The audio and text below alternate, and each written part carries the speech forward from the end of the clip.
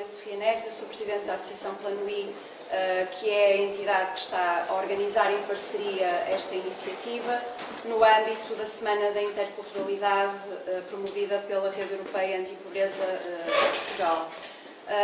Decidimos, entre outros eventos, organizar esta tertúlia em particular para podermos criar aqui efetivamente um espaço de discussão sobre o trabalho que algumas organizações não governamentais têm vindo a fazer, sobretudo aqui no norte do país, e podendo salientar e reforçar esta preocupação muito particular com as questões da integração e da inclusão e de como é que cada uma destas organizações, na sua prática diária, vai, enfim, pensando e refletindo sobre como melhorar a vida das pessoas, que no fundo são a missão da nossa intervenção em qualquer uma das organizações em que nos situemos. Portanto, a ideia é termos aqui uma conversa informal.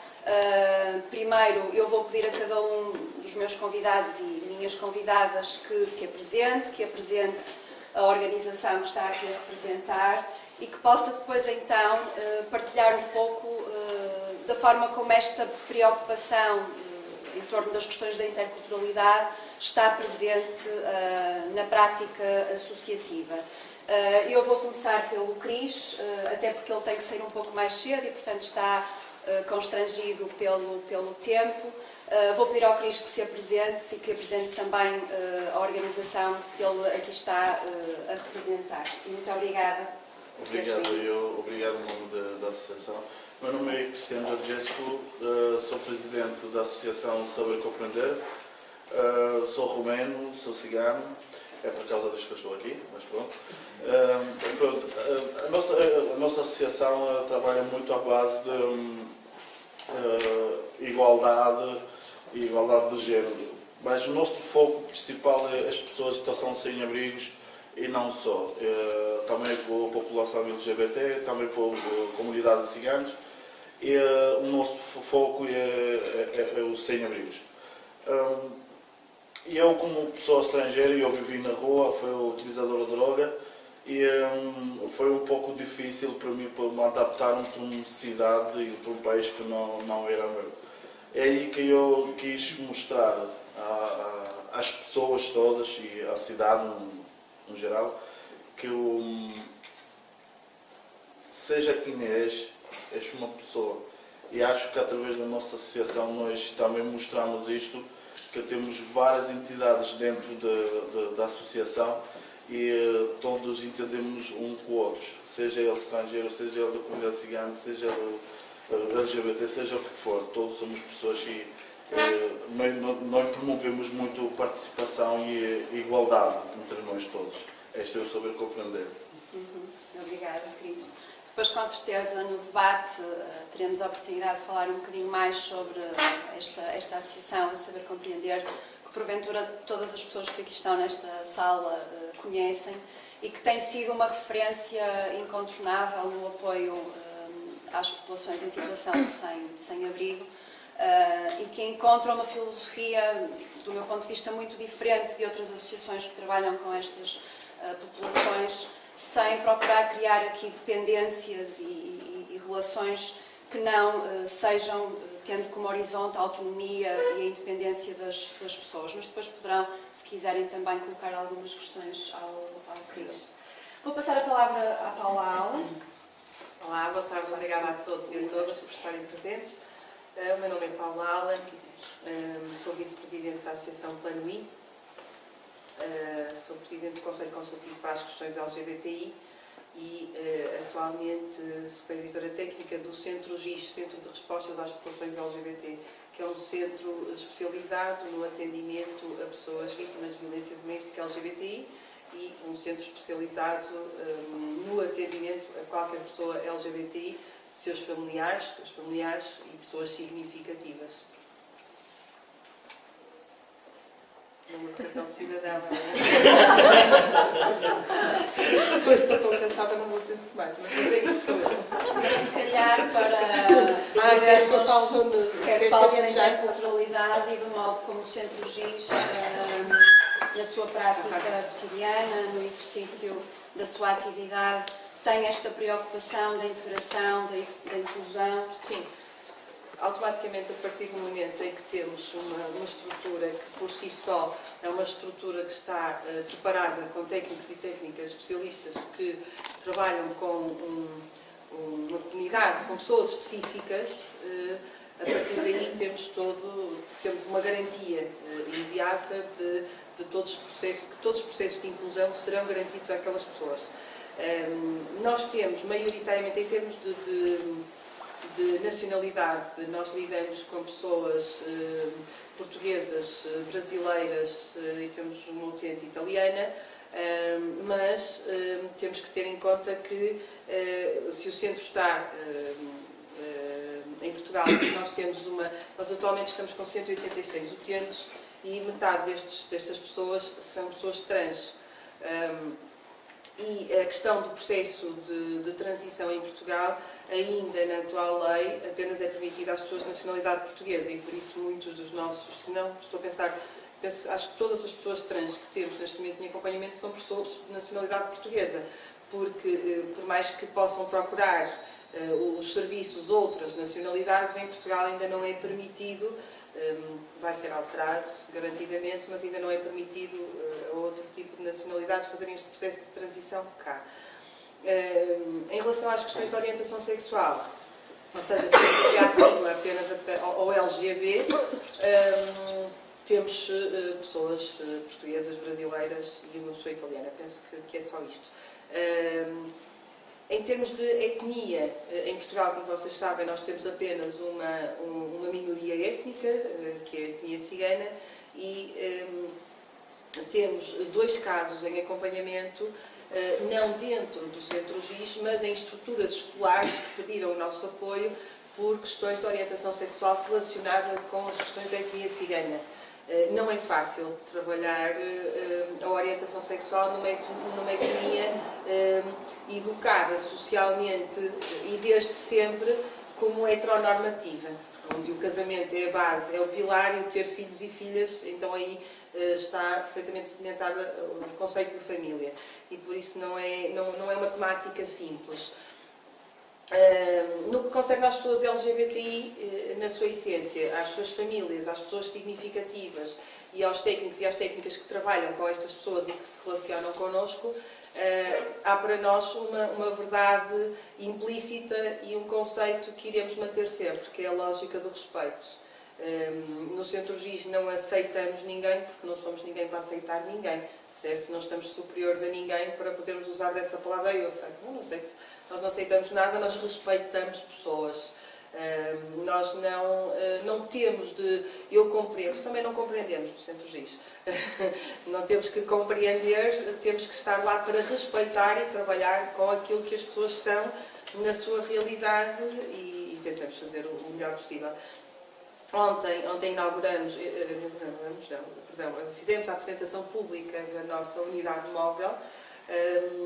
Deixem-me explicar-vos que o Centro GIS surge em Portugal em 2017, final de 2016, início de 2017, numa lógica de uma obrigação de existirem estruturas de atendimento de apoio a vítimas de violência doméstica LGBTI.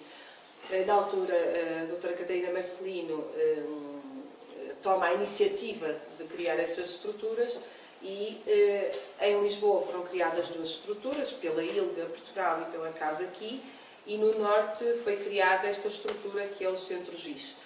Ficou em Matosinhos, porque foi a Câmara de Matosinhos que se prontificou a acolher-nos, a dotar o espaço de mobiliário e a acompanhar-nos sempre que é necessário.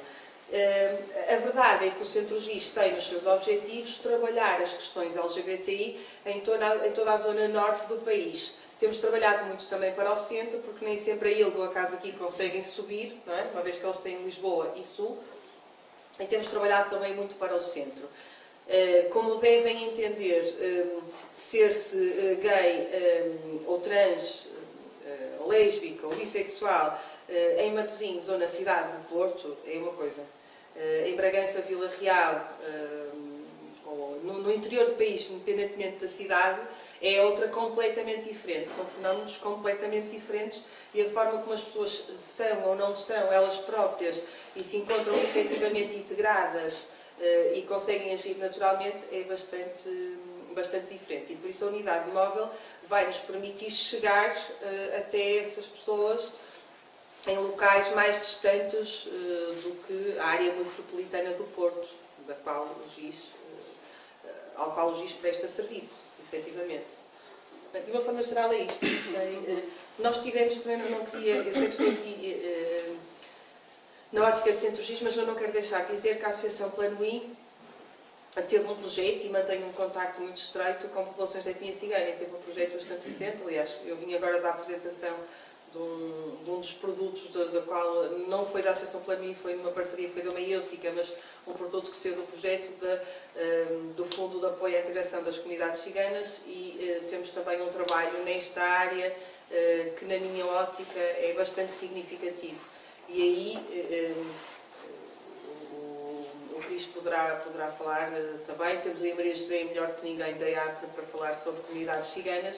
É aproveitar quem cá está e realmente ser-se de uma etnia cigana em Portugal ainda não é assim tão simples e tão natural quanto isso.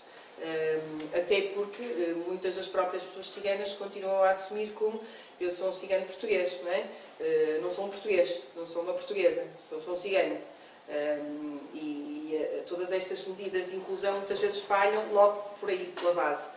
Podemos também falar um bocadinho sobre isso. Ok. Obrigada. Obrigada. Carla? Sim, boa tarde a todas e a todos. Obrigada também pelo convite. O meu nome é Carla Cerqueira e estou aqui enquanto presidente da Civitas Braga, que é uma associação de defesa e promoção dos direitos humanos.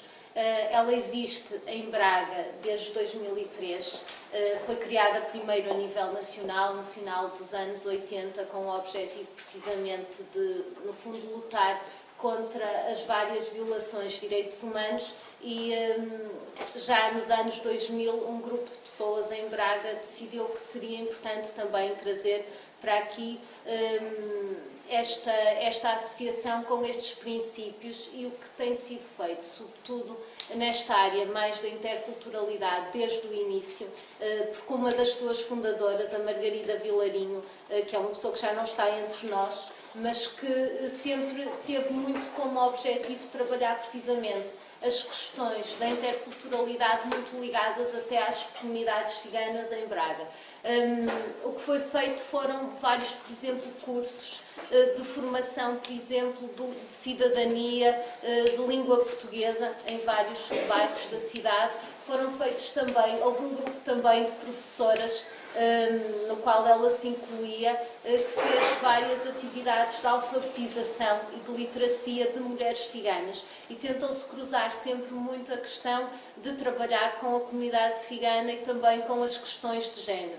Depois também, ao longo do tempo, se pensarmos, foi feito também trabalho em parceria com outras associações, por exemplo, com o núcleo local da Cruz Vermelha, por exemplo, relativamente às mulheres brasileiras, e que também foram feitas várias atividades, e também algumas parcerias com projetos da própria Universidade do Minho, em que tem-se tentado fazer alguma reflexão em torno destas temáticas. O que tem acontecido, e que se calhar é comum a outras organizações não governamentais, é que muito deste trabalho é sempre trabalho voluntário de pessoas que se juntam por uma causa, esta é a causa dos direitos humanos, e que tentam depois promover essas iniciativas. E, por exemplo, todo este trabalho que foi feito e que foi durante muitos anos, por exemplo, da literacia com mulheres ciganas, a partir do momento em que não havia pessoas que tinham essa disponibilidade,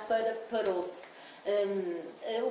Foram feitos depois foram feitas algumas outras atividades com escolas, porque a Civitas em Braga sempre teve também um trabalho de tentar promover a interculturalidade no trabalho com as escolas desde muito cedo. e temos tentado fazer isso. Houve uma altura que esteve mais parado, retomamos agora há algum tempo, trabalho precisamente de discussão com a comunidade escolar nos diferentes níveis de ensino, precisamente sobre estas temáticas. Está a ser feito no terreno, não só no Concelho de Braga, mas também recentemente, por exemplo, com parcerias em Famalicão, com outra associação, com as escolas também lá. E temos, por exemplo, recentemente uma das atividades e das preocupações é pensar estas questões muito também através da arte. Estamos agora a tentar construir um projeto e a tentar fazer uma candidatura precisamente para podermos trabalhar mais estas questões, porque recentemente, e a Sofia até está aqui e conhece, a Margarida Vilarinho, que eu vos falei, uma das fundadoras, ela deixou-nos um livro sobre direitos humanos em que tinha uma perspectiva muito de trabalhar também a interculturalidade. E com esse livro, que é uma história para crianças, o que está a ser feito é precisamente utilizar esse instrumento, esse material e fazermos um trabalho mais contínuo no tempo com essa comunidade escolar, precisamente para podermos trabalhar esta ferramenta. Foram feitas também, no fundo, várias outras atividades, por exemplo, algo que foi feito e que também se parou e que agora se gostava de retomar, foram, por exemplo, as marchas pelos direitos humanos. A Civitas em Braga foi a única organização que conseguiu juntar mais de 1000 crianças e jovens e pessoas nas ruas, precisamente em que se trabalhava, em que se procurava perceber esta questão de como, no fundo, como compreender outras realidades e como entender esta diversidade de culturas e de pessoas. E, portanto, isso também agora está a ser feito, por exemplo, recentemente, e também nesta linha posso também até salientar o trabalho. Muitas vezes o que tem acontecido é, nós temos essa vontade de fazer muitas atividades, vamos fazendo algumas, por exemplo, nós temos, e se as pessoas aqui quiserem nos acompanhar também nisso, todas as terças-feiras, a última terça-feira de cada mês, nós temos um encontro de reflexão na Biblioteca Lúcio Craveiro da Silva, que é a Biblioteca Pública em Braga, em que discutimos, e muitas vezes a questão da interculturalidade está sempre aqui presente nas mais diversas temáticas, nunca a esquecemos, porque é uma dimensão muito importante para pensar, obviamente, a questão dos direitos humanos. Se pensarmos, por exemplo, recentemente, uma das últimas atividades em que também tivemos aqui um papel ativo enquanto Civitas, e aí que nos chegou por parte da comunidade, foi o apoio, por exemplo, a várias famílias sírias que chegaram a Braga, e como é que nós, a associação, podíamos contribuir para esta inclusão destas famílias. Por exemplo, o que acabámos por fazer foi tentar chegar junto de um colégio para integrar as crianças que vieram. A família, uma das pessoas ficou a trabalhar e neste momento, por exemplo, uma dessas famílias nós acabámos por dar um contributo efetivo para que ela conseguisse ficar lá. Foram feitas e têm sido feitas várias outras atividades. Estas são aquelas assim mais marcadas. Se me perguntarem aquilo que tem ficado mais sublinhado no trabalho da própria Civitas, tem sido mesmo o trabalho com a comunidade cigana local no Concelho de Braga, com as próprias mulheres brasileiras e, portanto, cruzando sempre, e também ultimamente com a questão, este envolvimento com a questão dos refugiados. Obrigada, Carla. O Nuno agora, por favor. Bom, boa tarde a todos e a todas. Obrigado pelo convite que foi feito a mim e à associação que eu represento. Eu sou dirigente do SOS Racismo, já há muitos anos, já há uns 10, 11 anos. Nós já estamos na fase da mantinha, não sei. Da mantinha, pois é isso. Estamos a estar aqui a pensar que é curioso. Nós já nos vamos conhecendo há algum tempo, já trabalhamos em outros contextos, mas em termos de debate convosco eu só tinha estado com a Sofia. Portanto, com os outros três ainda não tinha tido esta possibilidade de estarmos numa mesma mesa a debater estes temas.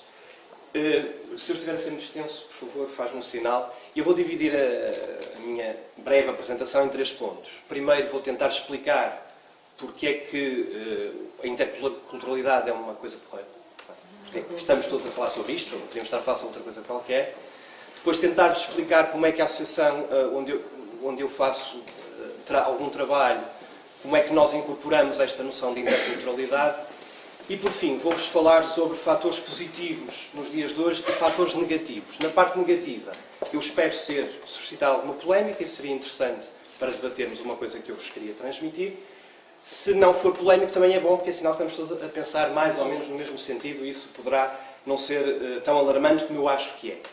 Bom, porque é que a interculturalidade ou o diálogo intercultural é uma coisa porreira, uma forma de estar positiva? Bom, nós nas sociedades atuais, e assim muito telegraficamente, nós temos, de facto, a percepção de que vivemos em sociedades cada vez mais diferentes e diversas. Em termos linguísticos, em termos de nacionalidade, em termos de, enfim, culturais, em termos económicos, sociais. Portanto, a diversidade é um fator real, não é imaginário, é real. E, portanto, uma associação antirracista, perante este fenómeno da diversidade, depara-se com 2 problemas. Primeiro, nós sabemos que a diversidade cria também desigualdades. Na forma como a sociedade está construída, diversidade, infelizmente, tem implicado desigualdade. E, portanto, essa é uma resposta que nós, enquanto associação antirracista, temos que dar. Como é que fazemos para trabalhar as diferenças, combatendo as desigualdades? E, segundo, como é que se compartilha espaços diferentes? Como é que pomos esta gente a conversar umas com as outras? Teoricamente, nós tínhamos 2 formas de atuar antes de aparecer estas teorias sobre diálogo intercultural. A primeira era a forma mais simples, que era a da assimilação. Ou seja, olhávamos para várias diferenças, escolhíamos aquela mundivisão que achamos que é mais correta, portanto todas as outras são incorretas, e o trabalho da associação seria incorporar as incorretas na correta, criando apenas uma forma de estar. Obviamente que isto era o contrário e a negação do antirracismo, e portanto nenhuma perspectiva assimilacionista seria adotada por qualquer associação antirracista, sob pena dela perder a sua noção. Uma segunda hipótese, que foi avançada durante muitos anos e continua a ser avançada com grandes bandeiras, é a perspectiva multicultural desta questão. Ou seja, olharmos para os vários grupos, acharmos que todos eles são importantes e relevantes na sociedade e, portanto, devem existir grupos de ciganos, grupos de árabes, grupos de católicos, grupos de negros, grupos de brancos. Deve ser preservada a diferença, mas não há inter-relação entre estes grupos diferentes. Ou seja, a diferença é essencializada. Ou seja, cada grupo é entendido como diferente e diferente para toda a vida. Ora bem, a cultura, como todos nós sabemos, vai se alterando e não há uma identificação cultural que seja eterna. Portanto, as diferenças têm tendência a atenuar-se, têm tendência a tornar-se cada vez mais diferentes e, portanto, o que o multiculturalismo tem feito, sobretudo nas sociedades europeias e sobretudo na Europa Central, é, efetivamente, evitar e dificultar a coesão social. Portanto, o multiculturalismo tem sim incentivado a guetização social, a segregação social, mas sempre com aquela capa e com aquela veste de que o multiculturalismo, isto é difícil de dizer, é uma coisa fixe. De tal forma que esta ideia de abordar a diferença sobre esta perspectiva encaixa, de facto, as pessoas em gavetas. Por exemplo, há bocado falava sobre a questão dos ciganos portugueses. Se nós fizermos um inquérito, não precisa ser muito formal, à maioria dos portugueses, eles não vão identificar os ciganos como portugueses. E os próprios ciganos veem-se na necessidade de dizerem nós somos portugueses. Por exemplo, a mesma coisa se passará, e com contornos diferentes, em França em relação aos magrebinos, ou que têm ascendência magrebina, não são vistos como verdadeiros franceses. Embora tenham nascido em França, tenham nacionalidade francesa, há sempre a necessidade de justificar uma identidade, porque o multiculturalismo vê, de facto, as pessoas em gavetas e não consegue perceber que nós não vivemos sempre em bolhas.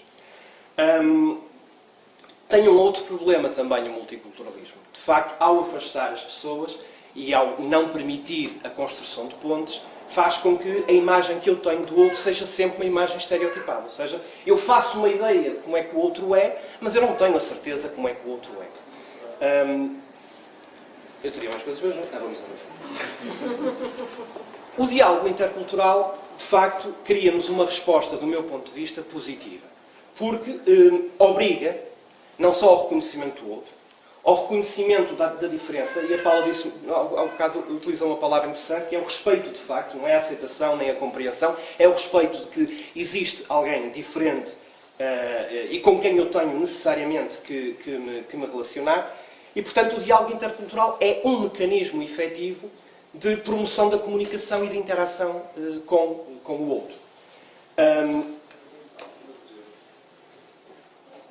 Em termos associativos, como é que isto se faz? Nós não temos, obviamente, uma varinha de condão. Nós vamos tentando, nas nossas práticas, estimular o diálogo e estimular o conhecimento da diferença, com várias técnicas, enfim, que entendemos que possam ser úteis, quer em termos internos, quer em termos externos. Bom, internos, obviamente, nós não temos nenhuma barreira para a entrada, para a aceitação de membros, ou de sócios, ou de simpatizantes, como lhe queiram chamar, no SOS.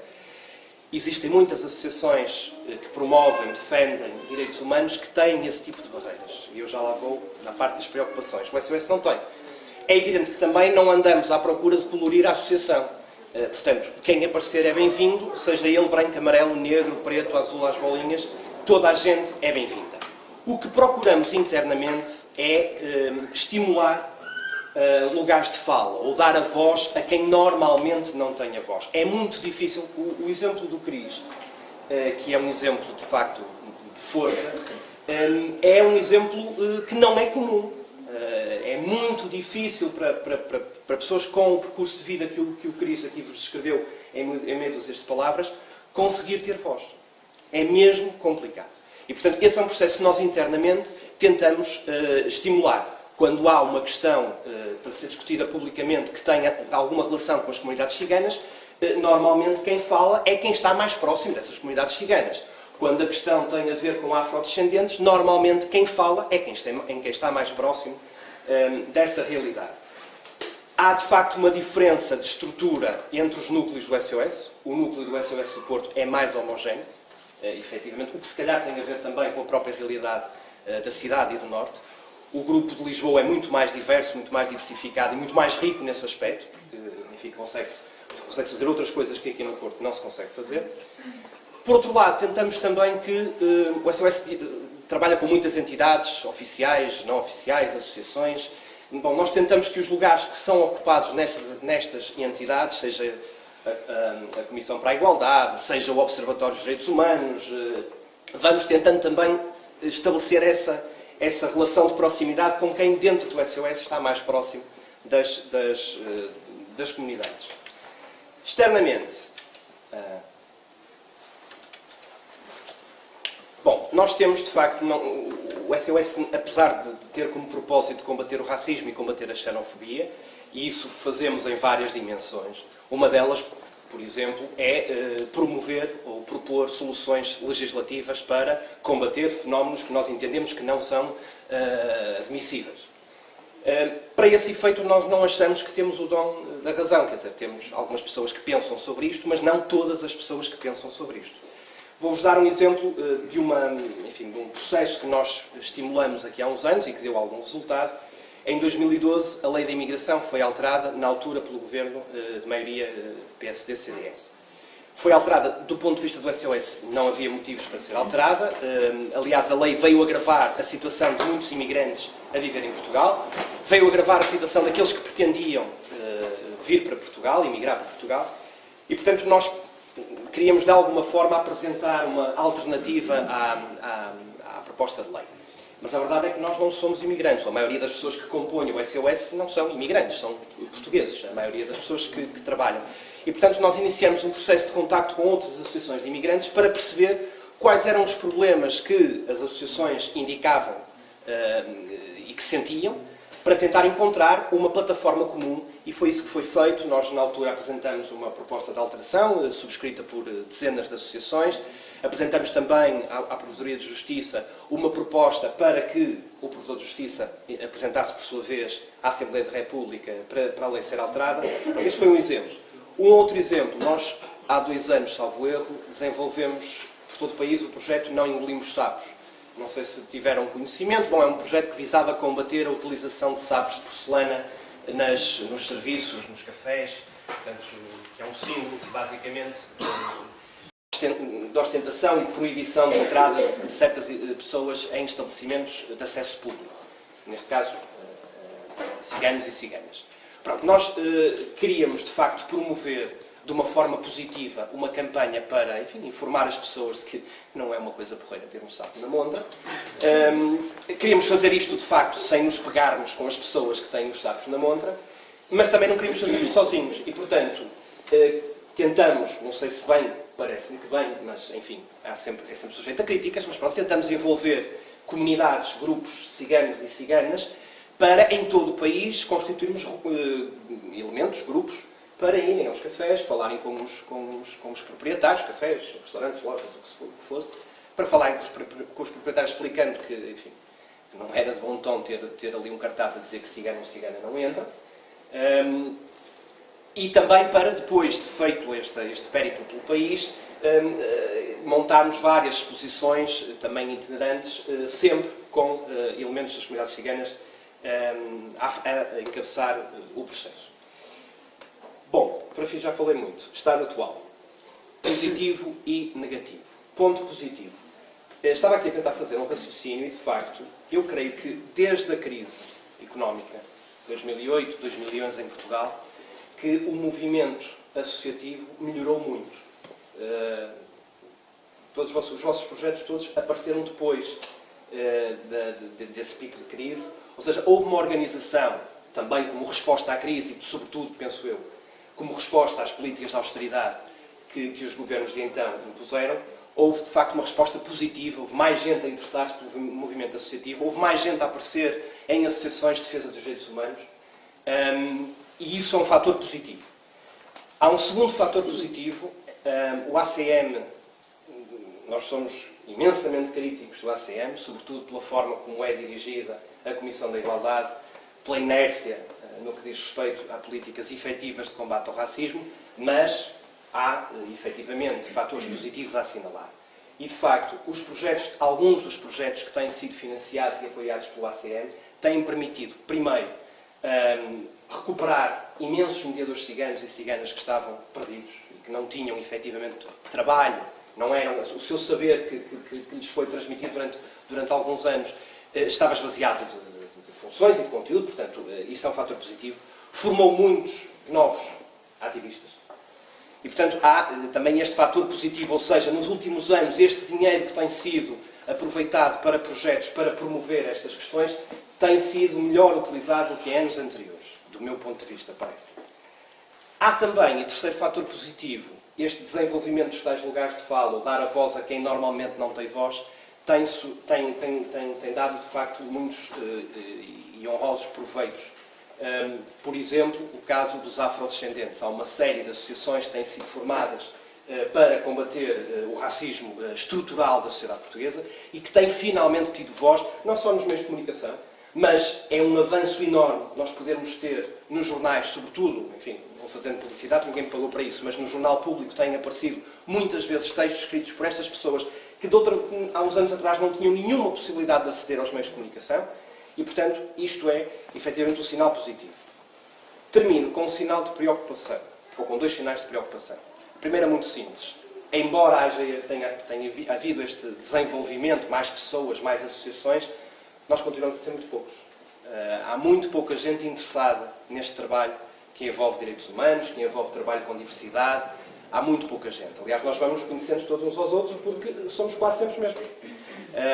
Isto continua a ser, ou seja, apesar de ter havido um incremento, ainda continua a ser uma participação muito aquém daquilo que eu creio que a sociedade precisava. Segundo e último ponto, e aqui vou-me demorar um bocadinho mais, não muito, mas é uma preocupação pessoal e é uma coisa que me tem afligido muito.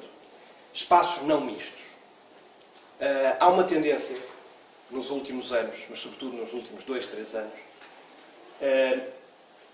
por parte de associações de defesa de direitos humanos, sobretudo ligadas a estas duas áreas, ao feminismo e ao antirracismo, que tem desenvolvido muito a ideia de espaços não mistos. É assim que tem sido apelidado, eu apelidaria de espaços segregados, porque é exatamente isso que os espaços representam. Isto tem suscitado um debate intensíssimo e, do meu ponto de vista, era desnecessário e vai, se continuar nesta via, vai desagregar completamente o movimento antirracista. Não sei, não tenho muito conhecimento do movimento feminista, mas no caso do movimento antirracista tenho medo que haja uma desagregação. Vou-vos explicar o que é que isto representa. O ano passado, em maio, em Paris, uma associação, um coletivo afrofeminista chamado Moasi, promoveu um festival denominado Nyan Sapo.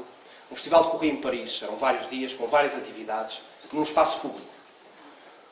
O festival foi promovido na internet e através de flyers e cartazes, e o que dizia no próprio programa, quer na internet, ele ainda está disponível se vocês forem ao site, quer nos flyers, era que o evento era público, era constituído por vários espaços onde decorreriam atividades, mas os espaços não eram de acesso ilimitado, não eram de acesso integralmente público.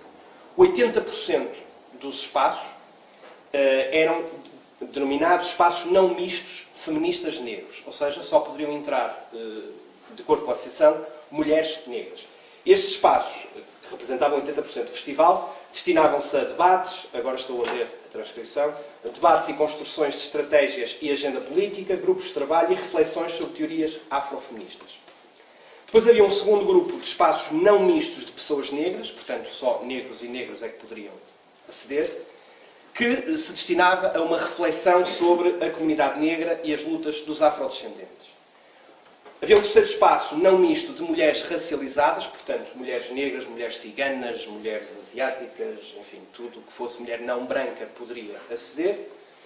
E, por fim, um espaço que representava uma percentagem mínima no festival, que eram espaços abertos a todos e a todas, que seriam apenas para mesas redondas, showcases e exposições. Na altura, quando o festival foi anunciado, obviamente a extrema-direita viu ali uma oportunidade incrível de trazer a questão do racismo invertido. Estão a ver, se fôssemos nós a criar espaços só para brancos, e eles têm espaços só para negros. A Câmara Municipal de Paris veio um bocado à corrente desta crítica da extrema-direita e, portanto, exerceu também pressão sobre o festival. Enfim, a polémica foi instaurada. Em termos muito rápidos, quais eram os argumentos utilizados a favor deste tipo de iniciativas? Portanto, dúvidas não há, isto era um espaço público. Simplesmente, em alguns locais, só poderiam entrar ou mulheres negras ou só mulheres negras não brancas. Bom, o primeiro argumento a favor, que a Associação indicava e que outras pessoas que defendem este tipo de táticas argumentam, é a criação de espaços. Com isto conseguimos criar espaços de segurança, espaços de conforto e de liberdade para determinadas pessoas poderem discutir à vontade as questões que as afetam em termos de discriminação, sem o olhar e a vigilância da maioria, que normalmente é uma maioria opressiva. Este é o primeiro argumento a favor. O segundo argumento, este tipo de espaços favorece a auto-organização. Portanto, as pessoas, os sujeitos racializados, portanto, que estão discriminados em função da sua suposta pertença étnica ou racial, teriam assim mecanismos de organização coletiva e, portanto, podem trabalhar mais à vontade estas questões e combater e saírem desta invisibilidade e do silêncio que normalmente estão votadas. Um terceiro argumento era que nem sempre os grupos horizontais, como o SOS Racismo, como as associações aqui representadas, nem sempre estes grupos horizontais possibilitam situações minimamente transformadoras. Ou seja, que estes grupos também não estão imunes às críticas que se fazem às sociedades maioritárias. Se quiserem, tenho aqui dois lugares. Estamos aqui, porque eu vejo mal, não gosto de levar para casa das pessoas. Eu fico de pé. Já disse aí, o terceiro argumento. Não, pensei que eu não gosto. Dizia então, o terceiro argumento era que nem sempre este tipo de associações, como o SOS Racismo, respeitavam integralmente a igualdade entre minorias e maiorias. Portanto, elas próprias também espelhavam um bocadinho da diferença e das clivagens que a sociedade normalmente apresenta. Um quarto argumento é que esta era uma tática dentro de outras, portanto, não é uma tática nem uma forma isolada, é uma forma concertada de ativismo, é uma das formas que o ativismo no seu todo pode integrar para atuar.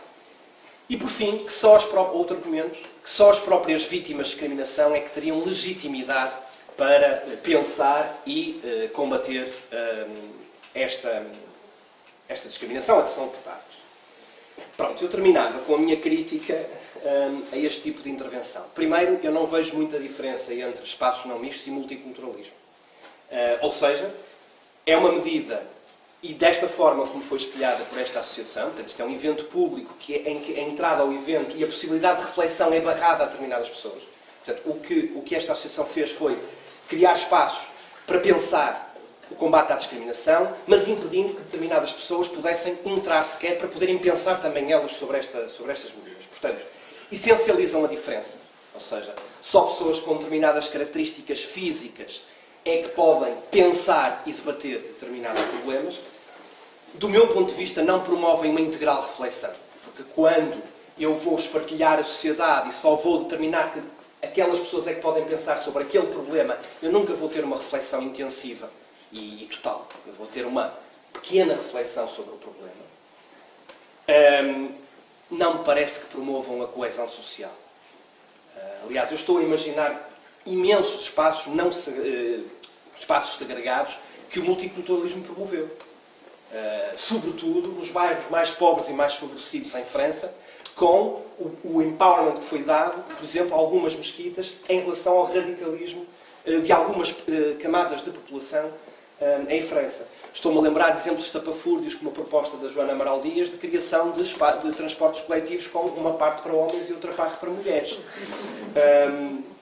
Depois também me surgiu uma outra interrogação, que é como é que se controla a entrada para estes espaços não mistos?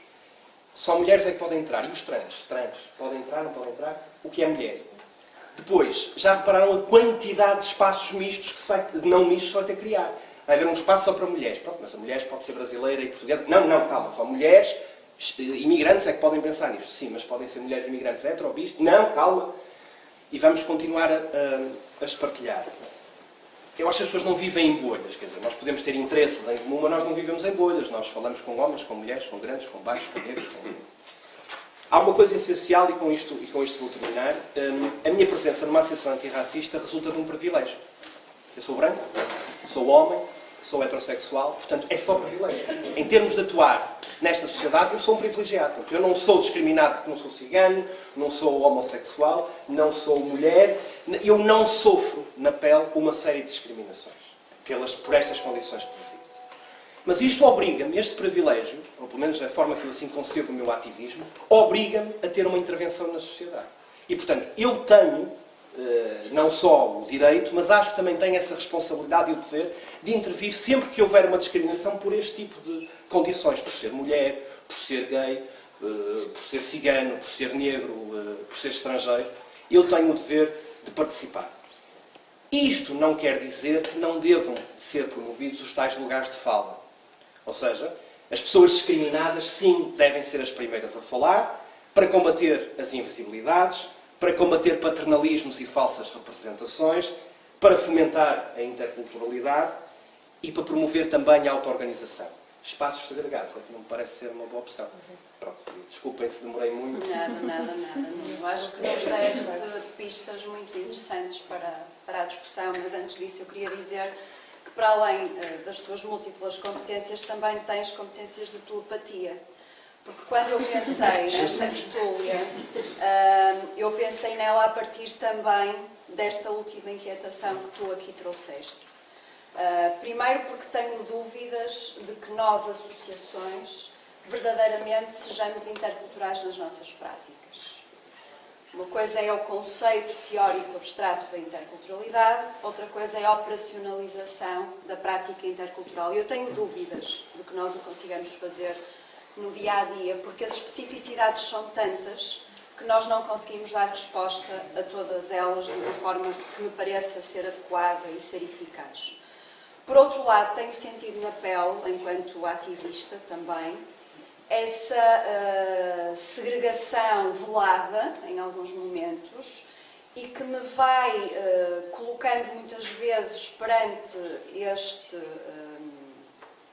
este paradoxo que é, mas então tu lutas pelos direitos das mulheres vítimas de violência doméstica e não és vítima de violência doméstica, então tu lutas pelos direitos das pessoas trans, mas tu não és trans, tu lutas pelos direitos das pessoas lésbicas e tu não és lésbica, tu lutas pelo direito das negras e tu não és negra, e portanto que legitimidade é que tu tens para fazeres destas lutas as tuas lutas? E o que isto tem ocasionado é algumas tensões e alguns conflitos que fazem com que depois não se reconheça na nossa ação verdadeiramente legitimidade para a fazer. E eu acho que isto não serve ao ativismo, não serve à cidadania, não serve aos direitos humanos, pelo contrário. E corremos o risco de ter aqui um novo tipo de apartheid, não é? Que é perigoso, que não é nada solidário, que nos pode colocar de costas voltadas, e eu acho que estamos num momento apropriado para entidades, coletivos, associações, nos sentarmos e pensarmos então o que é isto verdadeiramente da interculturalidade e quais são os nossos espaços de legitimidade e de não legitimidade. E, portanto, fico muito contente que tu tenhas trazido esta tua inquietação, porque é também a minha inquietação. Vou contar-vos um episódio muito rapidamente que aconteceu recentemente. Houve um encontro de mulheres aqui no Porto, com certeza tiveram a oportunidade de acompanhar, e a organização deste encontro, porque sou professora universitária, pediu-me para, em algumas aulas, poder ir apresentar os objetivos desta iniciativa e, de alguma forma, convidar alunas e alunos também a participar deste encontro. E este encontro era vedado aos homens, de alguma maneira. Ou seja, havia 1 ou 2 momentos em que os homens poderiam efetivamente participar, mas o grande mote do encontro era promover a participação das mulheres. E esta ideia foi recebida com alguma perplexidade por parte dos meus alunos e das minhas alunas, que me ouvem falar em igualdade e em feminismo e em inclusão, e, portanto, não perceberam, então, se aquilo que nós queremos é, efetivamente, garantir a igualdade de género, porque é que os homens não podem estar a discutir a igualdade de género? E, portanto, sabem qual foi o efeito? Ao invés de nós conseguirmos aproximar quer as estudantes, quer os estudantes, o que conseguimos, porventura, foi afastá-los e afastá-los porque não se reconheceram naquela perspectiva da segregação. Eu percebo que este encontro tenha na sua base uma história. Este movimento começou na Argentina, com este pressuposto que o Nuno aqui referia, que é que os espaços sejam espaços seguros, onde as mulheres possam falar dos seus problemas sem serem de alguma forma confrontadas com questões que não são suas. Mas nós corremos aqui efetivamente um risco, que é de continuarmos a defender a igualdade de género, deixando de fora uma outra parcela tão importante quanto as mulheres e que são essenciais para que efetivamente os direitos das pessoas, de um modo geral, sejam elas mulheres, homens ou trans, ou o que seja, possam ser garantidos. Portanto, telepatia no seu melhor momento, ainda bem que trouxeste essa questão. Eu não a disse inicialmente porque não queria também, de alguma forma, contagiar ou contaminar o debate e, portanto, se calhar iria dar a palavra aqui aos colegas e às colegas e depois, claramente, abrir o debate, porque é para isso que nós aqui estamos. Paulo, queres falar? Sim, queres falar primeiro daí? Ok, depois tens que ir embora. Claro. Ok. Fiquei aqui, eu também, como eu estava a dizer, que pela primeira vez que estou na mesa com o Paulo Allen e com o Nuno, o Paulo Allen me conhece mesmo do quando ainda estava na rua. E estar a ouvir estas duas pessoas deixa-me orgulhoso que sou amigo deles. Não, nós é que só temos orgulho. Não, Eu não meto no vinho agora. Ninguém sai com uma garrafa. Eu orgulho ouvir estas duas pessoas falando e ao longo destes anos, 5 anos, eu aprendi muito com o Nuno, com o Paulo, com a Sofia também. Aprendi muitas coisas. Eu não estive a trazer aqui último ponto, a Dora está aqui, não me deixa mentir, eu sempre questionei este ponto. Chama-se feminismo extremista. Tem advogado ao teu lado, pode. Eu sempre questionei, e dentro da associação eu sempre tive a questionar este ponto. Eu também acho que, eu também sou fundador de outra associação, em qual queria fazer tipo de debates sou para técnicos e para diretores, e sou debates sou para pessoas sem abrigos. Eu tive a dizer não. Ou pegamos nós, íamos à frente das pessoas, mostramos às pessoas normais, mesmo pessoas normais, dizendo assim, uma palavra muito feia da minha parte. As pessoas, as cidadãos normais que estão, não querem saber do sem-abrigo, não querem saber de ciganos, não querem saber do whatever. E mostramos a eles que nós também conseguimos, mesmo pela vida que nós passamos, nós podemos mostrar a eles o que é que nós fazemos. E a mim, às vezes, me custa muito, que eu acho que estes pontos e todos estes grupos que estão-se a formar, eu acho que às vezes porque eu como romeno, eu podia ir com a minha comunidade, ficava com a minha comunidade, a cultura da minha terra e a comida da minha terra, mas não, eu queria aprender esta cultura, integrar-me nesta sociedade. E por exemplo, eu amanhã tenho a Páscoa, a nós outros e amanhã a Páscoa.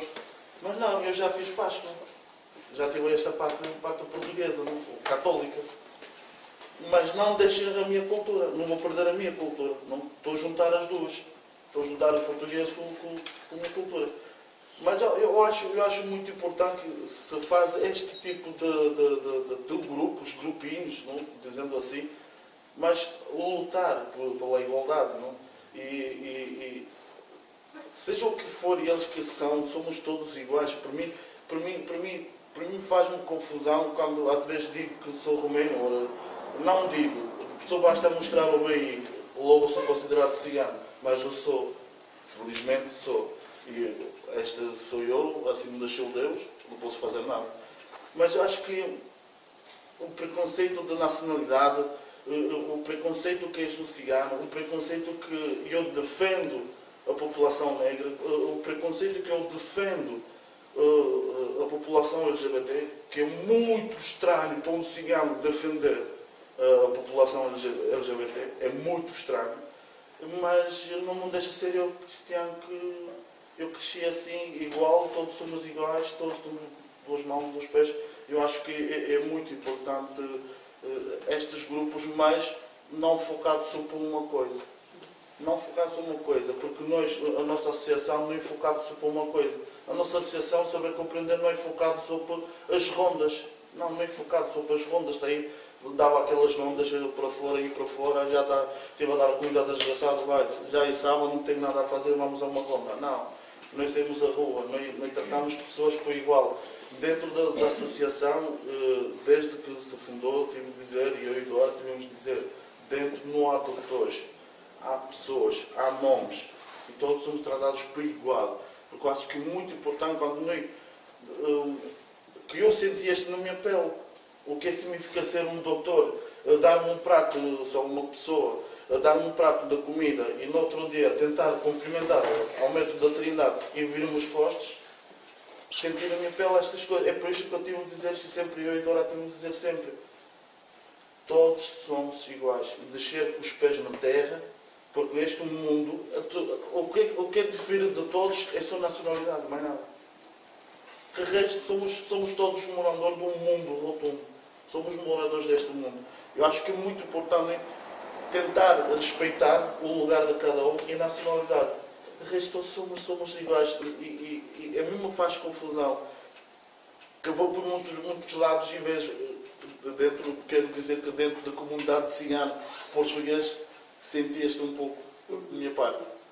Eles comigo senti um pouco que eles são ciganos e eu não sou. E tive uma pequena luta com eles e convencer-los, e dia 2 posso dizer que dentro da comunidade de cigano português sou bem recebido. Lá está. Pois. dentro da comunidade cigana portuguesa, está a ver? Sim, é normal. Não?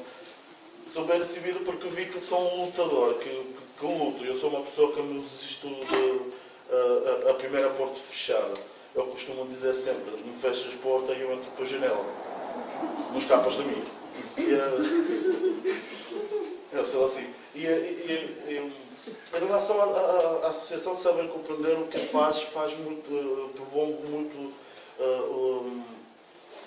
a parte de debate, mostrar às pessoas que há pessoas que lutam pelas pessoas, não luta só por uma causa, não luta só por duas causas, luta pelas pessoas. E nós, como Associação Saber Compreender, conseguimos, pela primeira vez conseguimos juntar duas empisas maiores de Portugal. Empisa de Lisboa com a Empisa do Porto, estar frente a frente, Empisa e Núcleo do Parlamento para Pessoas de Situação de Sem-Abrigo. Conseguimos juntar duas empresas, estar frente a frente, com nova estratégia nacional para pessoas de situação de sem-abrigo, conseguir estar frente a frente de duas instituições maiores do país e debater o que faz bem, o que faz mal, o que foi e o que vai ser. Conseguimos este é saber compreender, porque nós queremos mostrar que e tratar as pessoas por igual. E uma das questões que eu vou dizer esta agora mesmo, uma das questões que eu sempre falo com o Codora e com o restante da equipa, falo sempre que dentro desta reunião ninguém vai ser doutor. Todos vão ser pelos nomes e todos vamos nos tratar todos por igual. Porque acho que quando começamos daqui a baixar a nós próprios, que eu tenho essa quarta classe e eu falo 5 línguas da circulação, falo 5 línguas, sou quarta classe. Isto não significa classe e faculdades, não tem nada a ver, acho que tem a ver contigo, és tua pessoa. E para terminar, eu adoro estas 3 pessoas porque conheço há tempo e aprendi muitas coisas com a Sofia, com a Paula, com o Nuno, aprendi muitas coisas. Com o Nuno, e com o Nuno posso dizer que o Nuno foi uma das pessoas que mais gostei sempre de ouvi-lo falar. Nunca me canso de ouvir uma pessoa como o Nuno, ouvir-lo falar e o modo como eu falo e o modo como toco nos pontos. São coisas que nós, vocês podem dizer. Por ele romeno e cigano já passou pela vida, já sabe 7 anos da prisão e tudo mais alguma coisa. Ele já sabe da vida. Não, eu não sei. Eu acho que nós cada dia aprendemos uma coisa um com o outro. Porque todos estamos neste mundo para aprender. Não chegamos a uma idade e dizemos, eu já sei. Não. Amanhã vou aprender outra coisa. Hoje aprendi muitas coisas aqui com você. Comigo, com eles 4 aprendi muita coisa. Entre qual o Nuno tocou um ponto que para mim basicamente me deixou mais feliz sobre o mundo. Aquele ponto que é extremismo feminista. É isto que me deixou. Não estou a dizer que eu sou pai de uma menina, sou avô de uma menina. E eu não posso deixar de dizer que todos temos direito, mas também temos um dever. Não? E como eu aprendi, o pessoal que eu conheço, temos de respeitar. Seja quem for. Obrigado. Ainda ficas connosco? Já vai. Já vou vazar. Muito obrigado. Obrigada. Já vai. Beijinho. Não, é só agradecer. Acho que era importante esta reflexão. Tenho pena de não poder ficar mais tempo, mas acho que, tal como a Sofia disse, isto é um ponto aqui importante e acho que não se esgota hoje uma reflexão e sobretudo gostei daquele teu desafio, Sofia, que é reunirmos e pensarmos de que forma é que então pode ser isto a interculturalidade e levar para as nossas organizações. Acho que podíamos agarrar esse desafio e não ficar só por aqui, não se esgotar. Era só isso. E obrigada também por terem participado na semana, com as vossas ações. Nuno, tu foste realmente a peça-chave. E deixaste aqui É com alguns... vergonha. Não, todo. Deixaste aqui, este poder não seria igual sem a tua presença, sem dúvida. Deixaste aqui alguns pontos que eu gostaria de tocar muito brevemente. Vou dividi-los, porque são 2 pontos que me tocam particularmente. Vamos às comunidades ciganas, muito rapidamente. Tu falas autonomamente em existir um festival, uma conversa, uma ida a um grupo, uma criação de qualquer coisa, só de pessoas ciganas e para pessoas ciganas. Eu vou mais longe nisto, que é, e esta será sempre o meu partir pedra, mas enquanto não chegarmos lá irei tentar partir a pedra, que é a sociedade maioritária automaticamente já coloca as pessoas ciganas nos seus cantinhos bem arrumados, numa lógica de evitar conflitos e segregos. Segregos da pior forma e da mais básica que existe, que é ao nível da habitação social. Conheço vários exemplos, sou uma privilegiada, conheço pessoas ciganas do país, conheci vários bairros a nível nacional, conheço pessoas ciganas que não moram em habitação social, mas a sua grande maioria mora, e efetivamente é bastante diferente. Eu vou falar de um bairro que conheço particularmente, que é o da Biquinha em Matosinhos, é efetivamente muito diferente ser cigano e morar na Biquinha do que, por exemplo, ser cigano e morar no Seixo ou ir morar em Espinho, certo? E porquê? Porque as pessoas estão colocadas, todas elas, em termos de habitação social, no mesmo bloco habitacional, famílias com famílias, tudo muito unido e tudo muito junto. Eu tive várias discussões sobre isto e aquilo que me diziam era que, quando questionadas, as famílias ciganas diziam: eu quero morar junto da minha mãe, eu quero morar junto da minha sogra, eu quero morar junto de não sei quem, então respeitava-se. Mentira. Isto é a melhor forma de mentir ao povo. Mentira. É óbvio que se eu vivo numa sociedade e dentro de uma minoria em que obrigatoriamente eu, por casar, tenho que ir morar com a minha sogra para aprender a tomar conta do meu marido, e só assim é que eu sou uma boa mulher.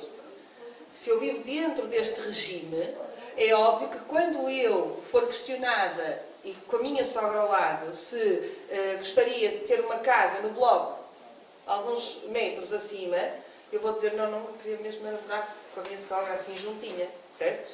É uma questão de pressão social, é uma questão de desejabilidade. É aquilo que se espera, que aquelas pessoas queiram morar todas umas com as outras. Isto foi acontecendo anos e anos e anos a fio.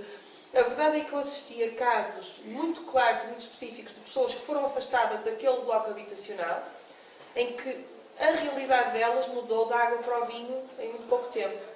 Casais onde existia violência doméstica clara, explícita, física, deixou de acontecer. E porquê? Aquele marido batia porque também o pai dele e a mãe dele diziam: se não des o chá para a tua mulher, ela não se vai saber comportar em sociedade. Então ele tinha de lhe dar o chá para aquilo ficar resolvido e ele não ficar com uma má imagem dentro da sua comunidade. Em que ele dizia: as minhas filhas vão estudar até à idade que quiserem, no entanto, as crianças estavam na escola, a um determinado momento começam a crescer e ele até nem faz feiras, ou seja, não há aquela lógica de mais velha tem que ficar em casa a tomar conta dos pequeninos porque eu vou para a feira, não havia essa questão. E a minha filha vai para a escola, sim, vai para a escola, mas depois o que é que acontece? As primas, eu não sei o que aconteceu convosco, mas eu na minha adolescência, se pudesse... Ai, eu fui estar ali, está para assim só um bocadinho os ouvidos. Se eu pudesse faltar às aulas na minha adolescência, eu tinha um mapa de faltas, até onde é que eu ficava tapada. Já podes. Eu tinha mesmo um mapa para construir as minhas... Eu não construía as minhas presenças, eu construía as minhas faltas, porque era muito mais interessante para mim, na minha adolescência, estar nas escadas de Garcia Dorta a apanhar sol, a fazer umas asneiradas e a conversar, do que propriamente estar dentro da sala de aula. O que é que acontece com uma menina cigana quando está dentro da sala, quando vai para dentro da sala de aula e vê todas as outras cá fora, que são respeitadas por isso e que são muito melhor e mais bem vistas pela sua comunidade, porque grande mulher que esta já nem foi à escola e cá ficou fora, é óbvio que aquele pai e aquela mãe deixam de ter capacidade de educação e argumentos para manter a sua na escola. Se morassem longe uns dos outros, não havia este controle, tão simplesmente. Não havia. a minha filha não vai me namorar com alguém que não seja cigano porque, ai, que o meu pai morria, não é? Se ela morasse longe, o pai já não iria saber se era ou se não era cigano ou deixava de ser. Estes guetos continuam nossa culpa, porque eu não conheço ninguém nas empresas de habitação municipal e, como vos digo, não falo de cor, conheço várias, não conheço ninguém nas empresas de habitação municipal que seja cigano ou cigana. E por isso, se os ciganos e as ciganas moram todos juntos naqueles blocos, naqueles guetos, moram porque nós lhes atribuímos a habitação e nós permitimos. Se os ciganos e ciganas entram todas para um hospital dentro, somos nós os seguranças, porque eu também não só conheço um segurança cigano, nós, não ciganos, permitimos que eles entrem, certo? Há toda aqui não é uma meia-culpa, é uma total culpa, meia-culpa se calhar é total, não sei, eu digo meia pela metade, mas é meia, pronto, meia-culpa que há que ser assumida. E em relação às comunidades ciganas, muito poderíamos andar, mas por aqui me ficava. Ou seja, não são tanto eles e elas que constroem estes guetos, o local onde são colocados, as escolas que são só para meninos e para meninas ciganas e por aí fora poderíamos andar bastante.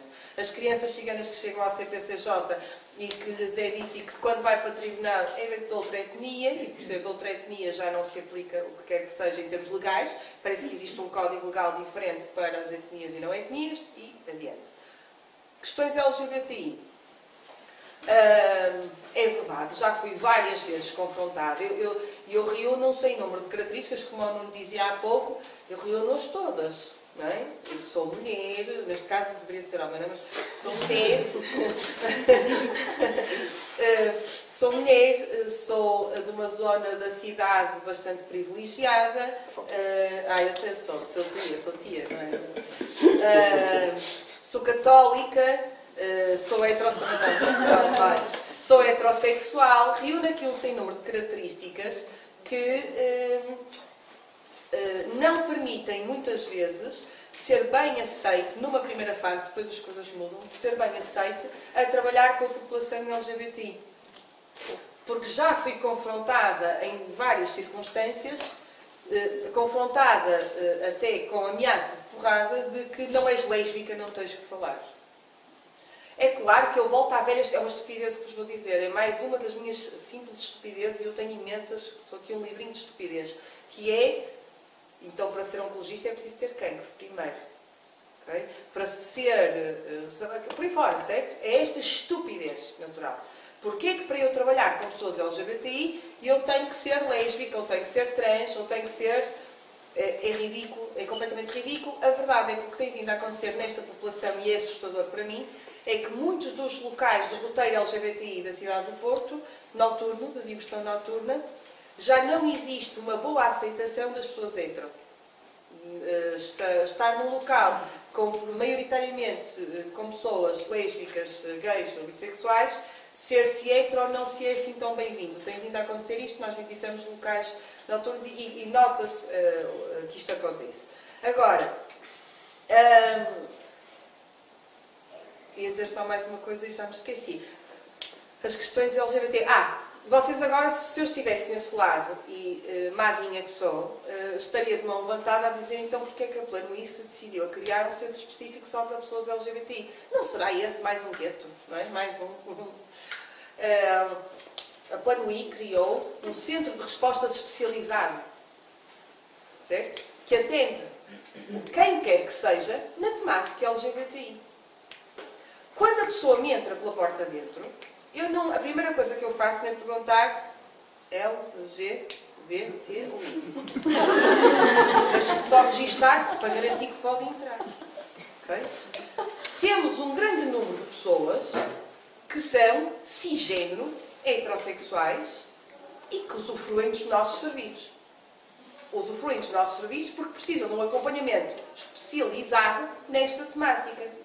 Correto? Não foi criar, se quisermos pensar até ao contrário, estruturas de atendimento, de apoio à vítima para pessoas cisgênero heterossexuais, existem 46 em Portugal. Certo? Por isso, até haver 3, neste caso, que são especializadas para pessoas LGBTI, já é bastante positivo. Mas também me levou a pensar sobre isto. ao longo do tempo temos que pensar nestas questões e pensar se estamos na verdadeira inter e multi, e na verdadeira inclusão, na verdadeira culturalidade. Sim, diz. Inclusão é uma palavra. É? Inclusão. Para depois devolvermos então. Sim.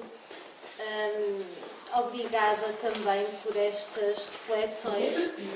Algumas delas também já tenho pensado. Até já as fizemos Sim, as duas. Já as fizemos, já temos pensado, até também já as fizemos numa formação que partilhamos no âmbito de um projeto.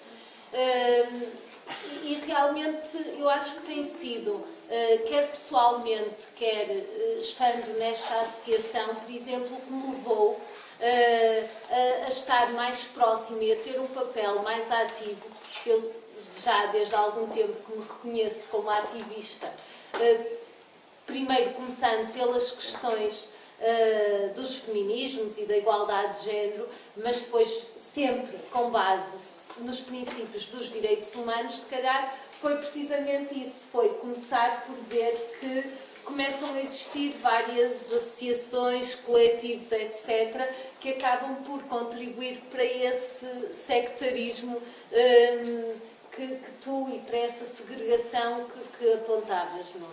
E se calhar foi isso que me fez aproximar, por exemplo, muito mais da própria Civitas, pelos princípios muito mais abertos de direitos humanos, porque não foi, por exemplo, se pensar no meu caso, não foi por aí que eu comecei em termos do ativismo.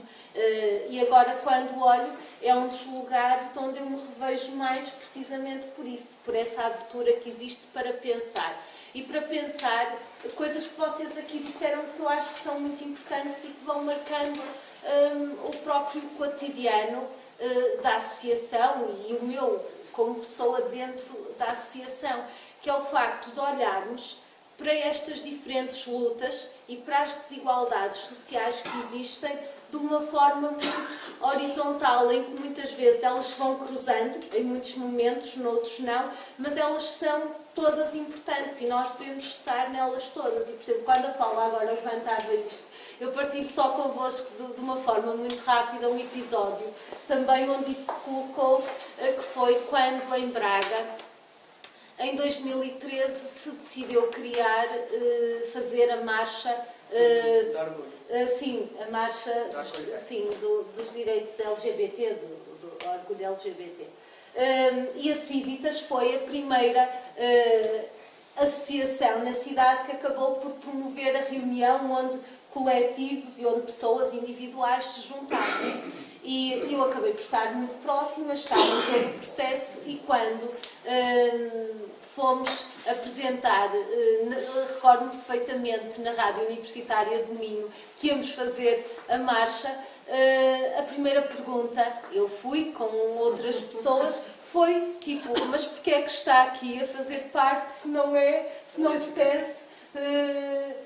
E, portanto, esta questão é a não compreensão daquilo que nós estamos a debater aqui hoje. Nós, enquanto organizações e coletivos de direitos humanos, não há uma compreensão. Eu acho que falta isso. E muitas vezes tenho refletido sobre isso. Não há uma compreensão do que é que são os direitos humanos.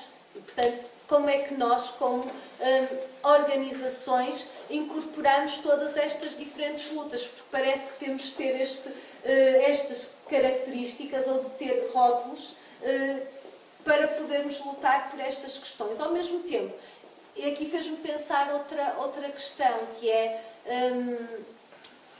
com este, que eu também encaro como positivo, o facto de proliferarem organizações e coletivos, isto tem um lado também que eu às vezes tenho pensado como sendo, podendo ser também, trazendo aqui alguns aspectos que podem ser perigosos, que é, nós vemos que existe uma espécie de, em certos casos, daquilo que poderia chamar de Olimpíadas da desigualdade.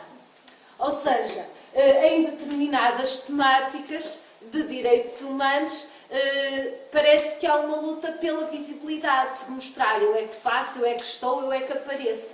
E, portanto, esta questão da tal coesão entre associações, entre coletivos e destas parcerias, destas sinergias que, tendo estas várias organizações no seu objetivo lutar contra as várias desigualdades e promover, no fundo, a transformação social, juntas seria mais fácil, mas não. Vê-se, em muitos casos, isto é uma preocupação, eu também gostava de a trazer para aqui, que muitas vezes elas lutam entre si. E, portanto, há uma luta muito grande internamente dentro das temáticas. Eu acho que isto é extremamente prejudicial e não é só dentro desta questão de termos algumas que só incluem determinado este risco, mais o acrescido também das outras que parece que incluem toda a gente, mas que depois têm uma competitividade desenfreada, como se isto fosse, muitas vezes, uma questão quase empresarial. E quer dizer, nós podíamos aqui colocar muitas questões, até porque nós temos, e isto também é uma coisa que me tem preocupado, é que parece que nós, depois em Portugal, se coloca ao mesmo nível qualquer tipo de organização não governamental. E não é verdade. Há as organizações, tudo parece que são organizações não governamentais. E se nós vimos, também não é verdade. E algumas são quase empresas que se institucionalizaram e que fazem disto, daquilo que são causas e daquilo que é tal transformação social, um negócio. E, portanto, isto também me parece que é problemático, e se nós vimos neste campo dos direitos humanos, não é, poderíamos estar aqui a discutir muito tempo. Depois também, só porque não quero monopolizar o debate, a Sofia fez-me pensar como é que nós depois trazemos esta questão da interculturalidade para as nossas práticas cotidianas. E eu estava aqui a pensar na dificuldade, por exemplo, porque isto agrega-se àquilo que o Nuno dizia, da importância também destes lugares de fala e de nós, no fundo, permitirmos que as pessoas possam estar presentes e tenham essa visibilidade e sejam reconhecidas dentro de determinadas temáticas, dentro das organizações, parece-me que é extremamente importante. Mas, ao mesmo tempo, por exemplo, se eu olhar para a Cívitas, se eu olhar para a associação que aqui represento, tem existido uma dificuldade enorme em nós conseguirmos ter pessoas ativas, com um papel ativo durante muito tempo, que não sejam pessoas que fazem parte desse grupo extremamente privilegiado. Por mim falo.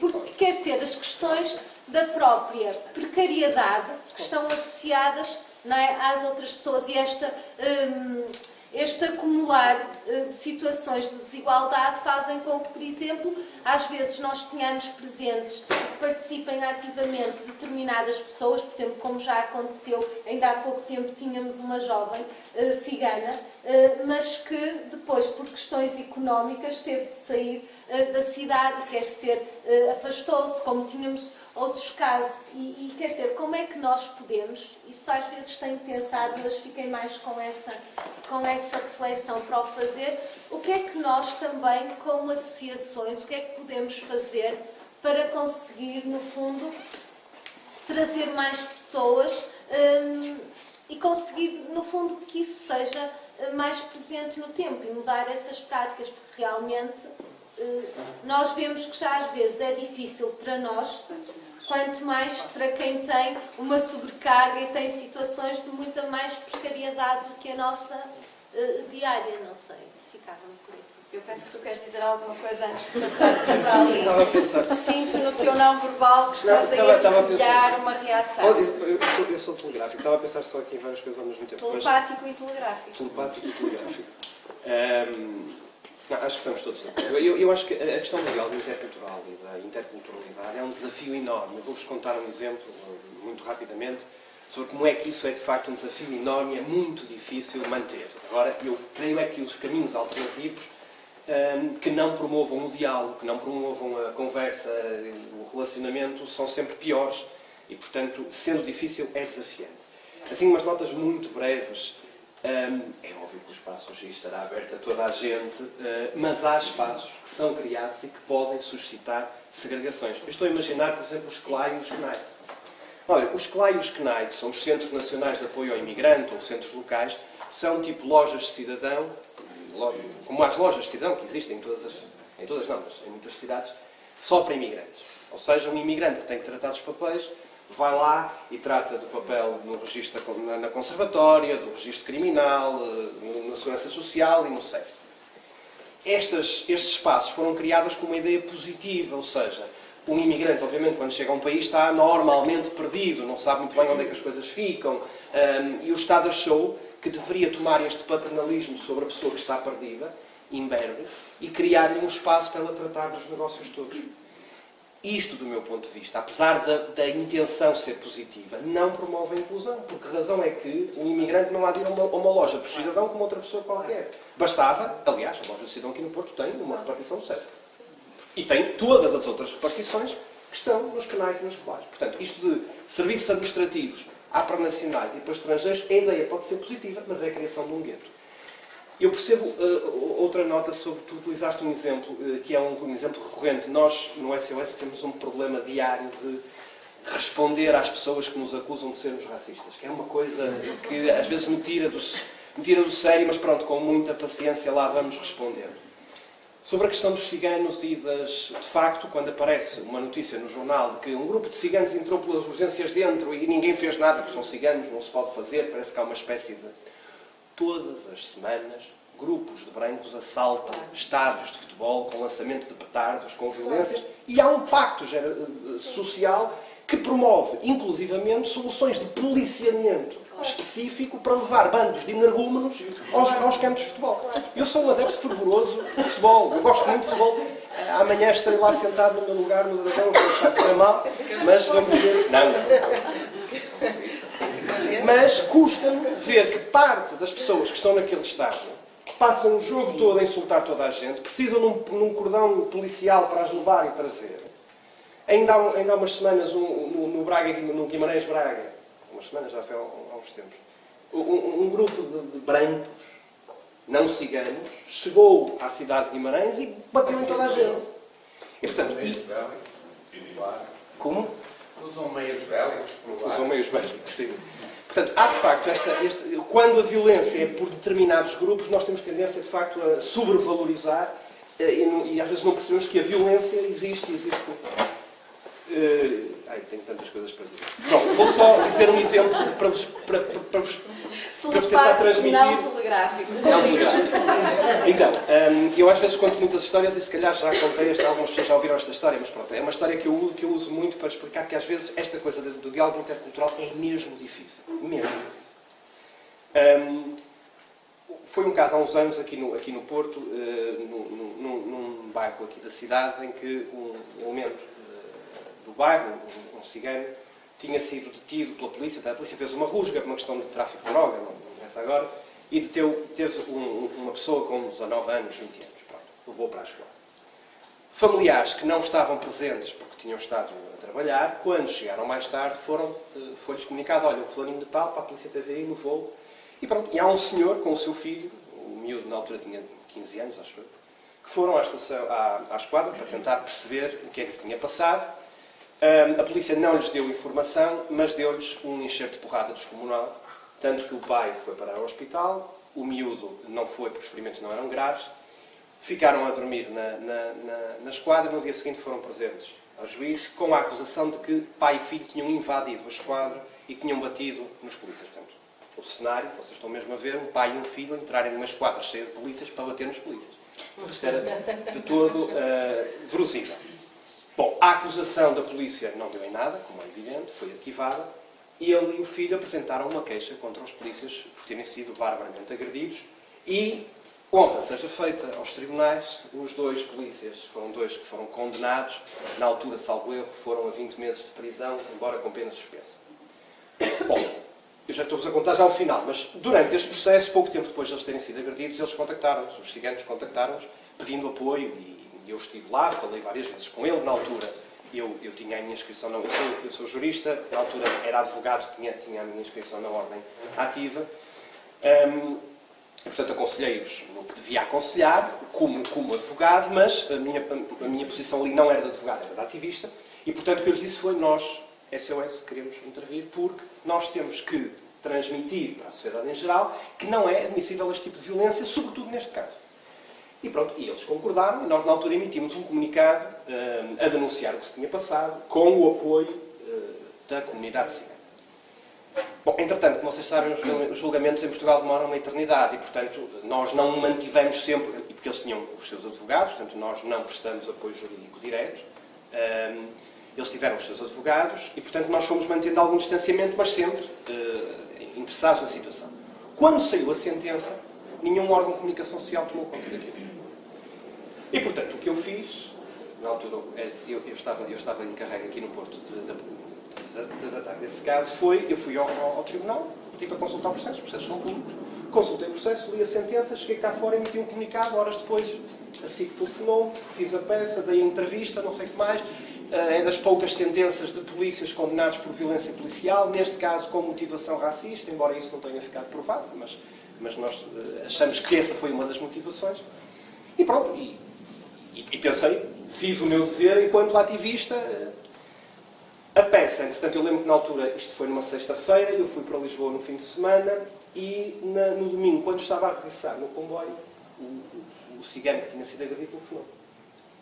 Eu disse: bom, Nuno, acabei de ver agora na SIC que vocês fizeram uma reportagem e emitiram um comunicado. Ninguém falou connosco. Eu agora queria saber como é que você acha que eu amanhã vou trabalhar, ou no sítio onde eu vou trabalhar, que basicamente fez, está lá a polícia. E, portanto, este eco que vocês produziram desta sentença vai fazer com que os outros polícias, que não vão achar piada nenhuma questão, amanhã vão apertar na feira. Como é agora? E eu fiquei... pois, eu devia ter... Eu acho que não fiz uma coisa errada. Portanto, eu fiz aquilo que deveria ter feito enquanto ativista, mas eu devia ter falado com ele primeiro. Porque eu, no dia seguinte, fui para o meu trabalho. E, portanto, eu não pensei nas consequências que, enquanto ativista, poderia a minha intervenção enquanto ativista ter numa pessoa que, de facto, estas questões têm que ser todas pesadas. E, portanto, como eu não estabeleci um diálogo, eu criei-lhe uma situação muito desagradável, tão desagradável que o homem foi durante muito tempo. Mas pronto, felizmente agora damos-nos bem. Mas isto para vos dizer que, de facto, isto é muito difícil. E a promoção do diálogo tem que ser constante. Bom, queria agora então passar a palavra para esse lado, para que pudessem comentar, colocar questões, estabelecer connosco um diálogo. Intercultural. Exatamente. O mais difícil é começar, não é? Portanto,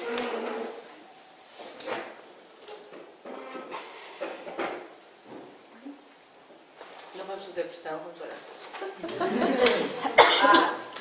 Dora. Por alunos, precisamente pela última coisa que falou há pouco do CNAI, do CEF e da loja de cidadão.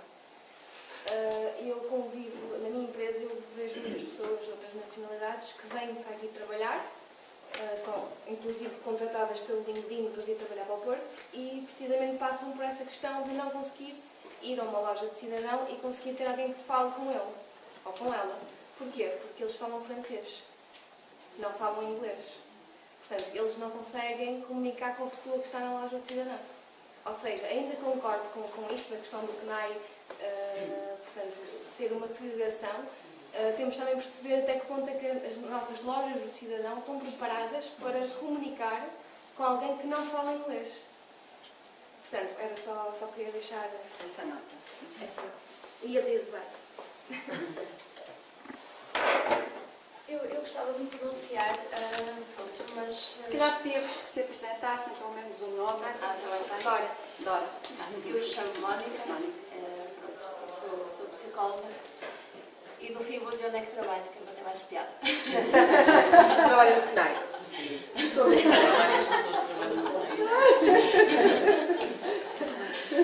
Então, nós estamos, o tema do debate é as ONGs e a interculturalidade, então eu gostava de... Perdi o início, peço desculpa se há alguma coisa que já se tenha dito sem querer. Aqui a questão é que eu acho que quando uma situação é criada, é muito criada de uma forma quase clubística, ou seja, para ir jogar contra o Benfica e contra o Sporting. Ou seja, na formação de uma associação, tenho a impressão que elas são criadas muitas vezes por pessoas que se identificam muito fortemente com aquilo que lhe dá origem. E é por isso que temos, por exemplo, uma associação de cabo-verdianos ou uma associação de brasileiros. Se as pessoas procuram essa associação com a intenção de se identificarem e de se filiarem, esse tipo de suporte quase emocional está presente numa associação. Quando elas procuram um outro tipo de apoio, como por exemplo a legalização ou o que é que seja, aí vão procurar um CNAE. Eu não concordo muito com a ideia de que o CNAE gere uma separação, porque acho que é um serviço que é especializado e nesse sentido acho que ele presta o apoio que é necessário, que é um serviço informativo, eventualmente com vários mediadores que lá trabalham, que também são estrangeiros e que vão facilitar a comunicação com outros estrangeiros. Pronto, é nesse sentido que vem a minha intervenção. Ou seja, eu acho que uma coisa é, por exemplo, associações de doentes, onde os doentes procuram, por exemplo, outros com a mesma patologia. E aí vão procurar um apoio mais emocional. Mas quando procuram uma instituição, por exemplo, que não vai dar esse conforto, mas vai dar um outro tipo de orientação, eles podem encontrá-lo nos serviços públicos. É essa a minha leitura. Também trabalho no CNAE. Obrigada. O meu nome é Ana, eu também trabalho no CNAE e só queria explicar que nós também atendemos cidadãos portugueses e que os nossos utentes também procuram serviços fora do CNAE. É precisamente por causa desse atendimento especializado que eles nos procuram e também não concordo que crie nenhum tipo de sectarização ou segregação. Pelo contrário. Muito obrigada. Estou a ser fazer. Posso falar também? Claro que sim, claro que sim. Enquanto utentes do CNAE,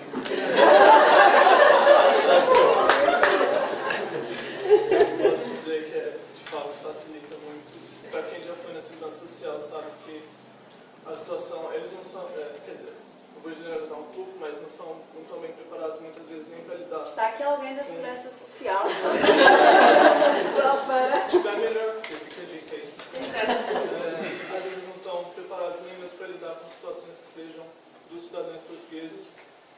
Imagina se tivessem que estar preparados para lidar com um cidadão português e com um cidadão estrangeiro. É muito frustrante ir para lá por causa de coisas relacionadas a Portugal, exclusivamente. Se eu tivesse que ir para lá ainda como imigrante, ia ser 2 vezes mais frustrante. Pelo menos eu posso dividir a frustração com o Muito bem, obrigada. Mais alguém? Depois vou passar a palavra ao Nuno.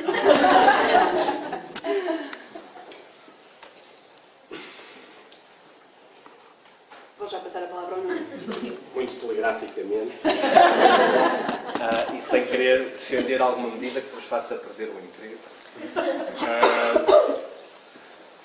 Obviamente que os CNAEs e os CLAIs prestam um serviço especializado. O que eu não consigo perceber é porque é que isso não é um departamento de uma loja do cidadão.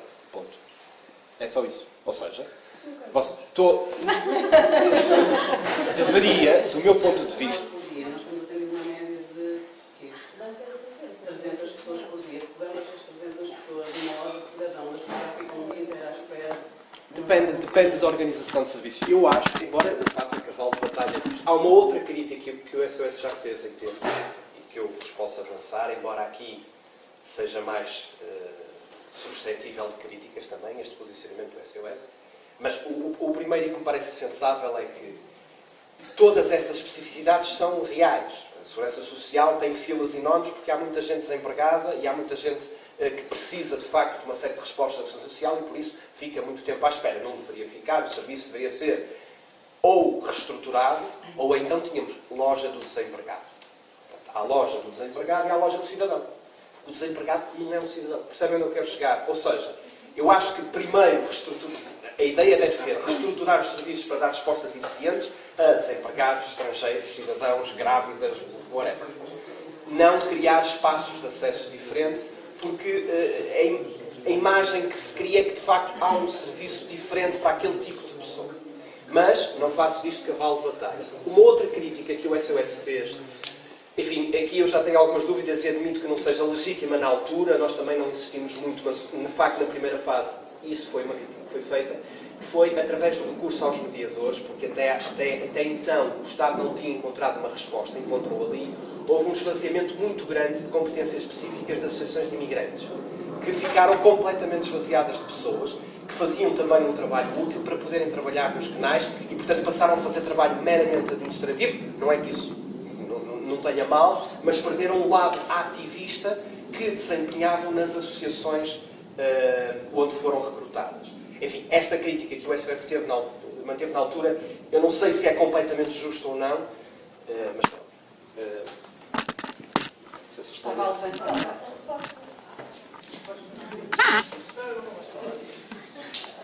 Eu vou voltar ao cavalo de batalha do associativismo, porque é assim, eu acho que muitas associações são baseadas em voluntariado e os voluntários, ao fim de algum tempo, vão ter que se agarrar a uma atividade profissional, não é?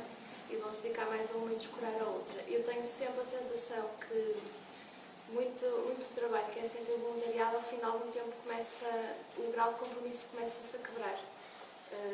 Essa é a sensação que eu tenho, mas pronto, é baseada em impressões e não em outro facto qualquer.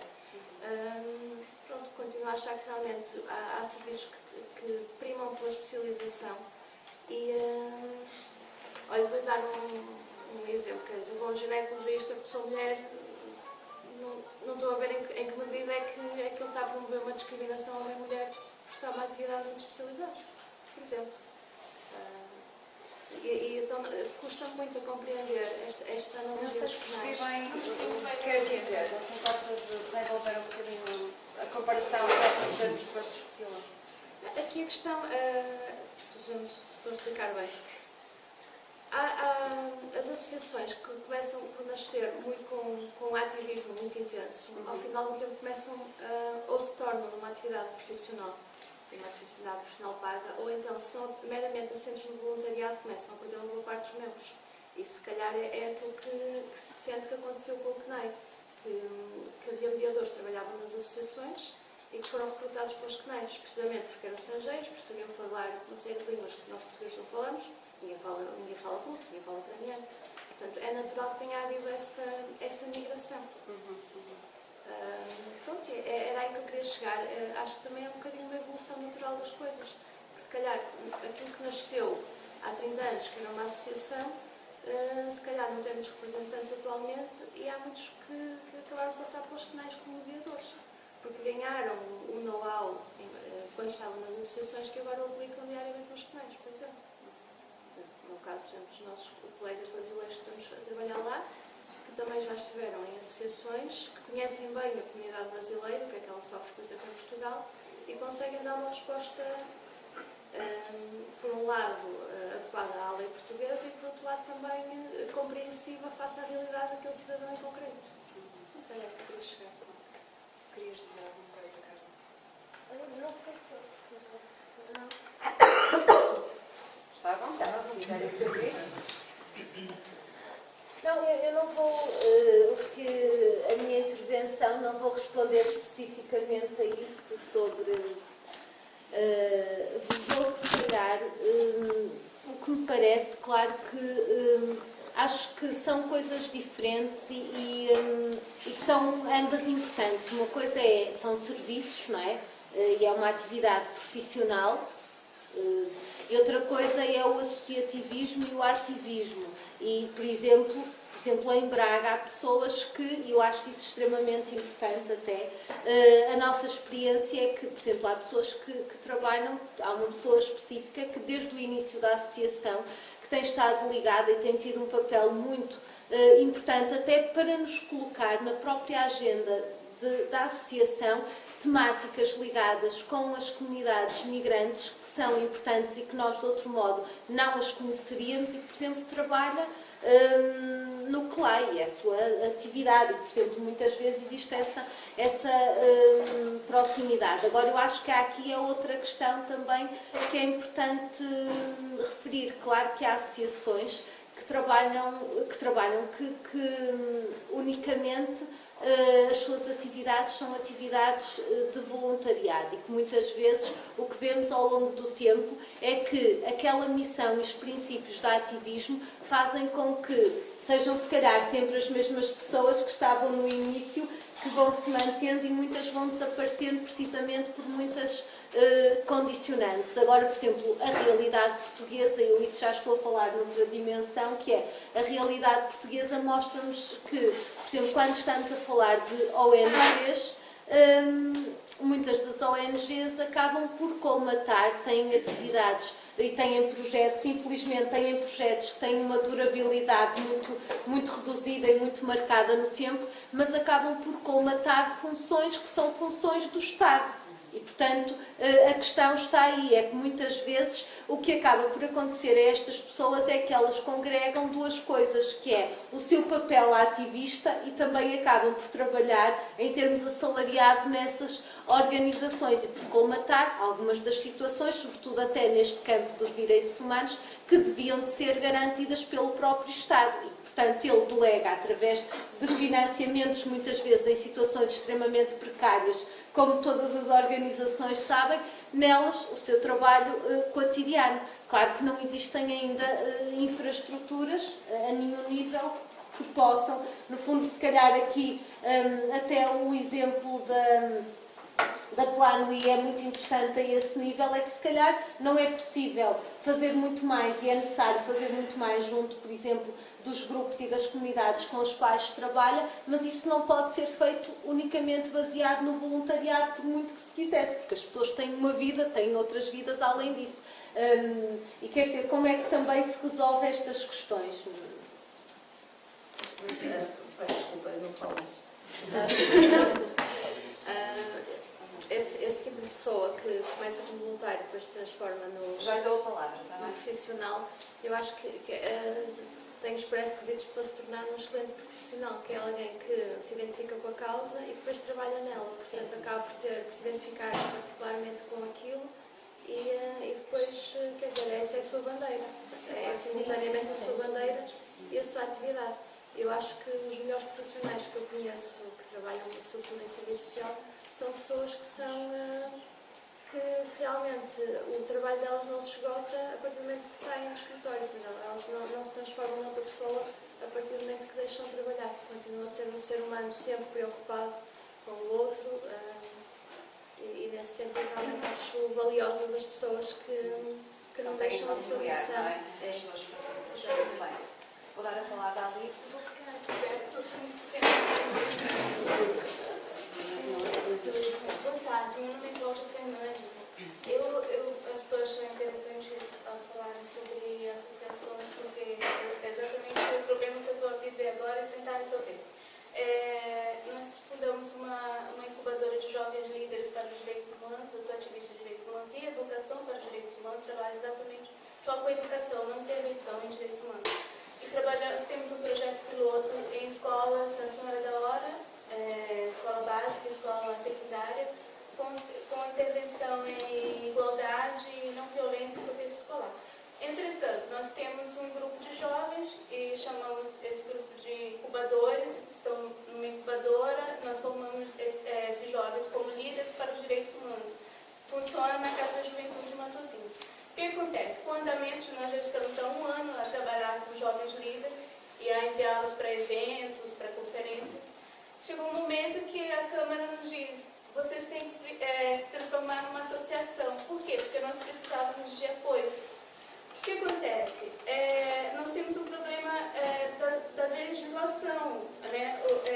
A associação ela foi pensada ainda para as associações recreativas, ranchos, ainda está neste modelo. Né? Nós precisamos evoluir. O que acontece? A nossa proposta seria evoluir para o empreendedorismo social. Né, de impacto social, e não ser uma empresa, não competir com ninguém, porque nós temos a nossa produção, a nossa matéria-prima humana que nós utilizamos. Né? Então, acho que a conversa talvez... Por que as pessoas fogem das associações voluntárias? Eu sou voluntária, eu trabalho na minha associação hoje, não é uma associação ainda legal, mas mais de 8 horas, vou para casa ainda fazer trabalho de casa. né? E eu trabalho com mentores voluntários. Esses mentores também têm suas vidas, têm suas famílias, precisam de sustento.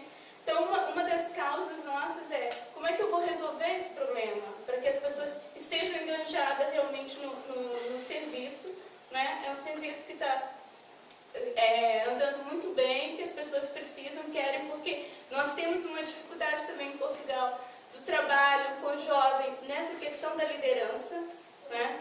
E precisamos de outras associações que se unam conosco também para fortalecer esse trabalho, para que haja mais participação.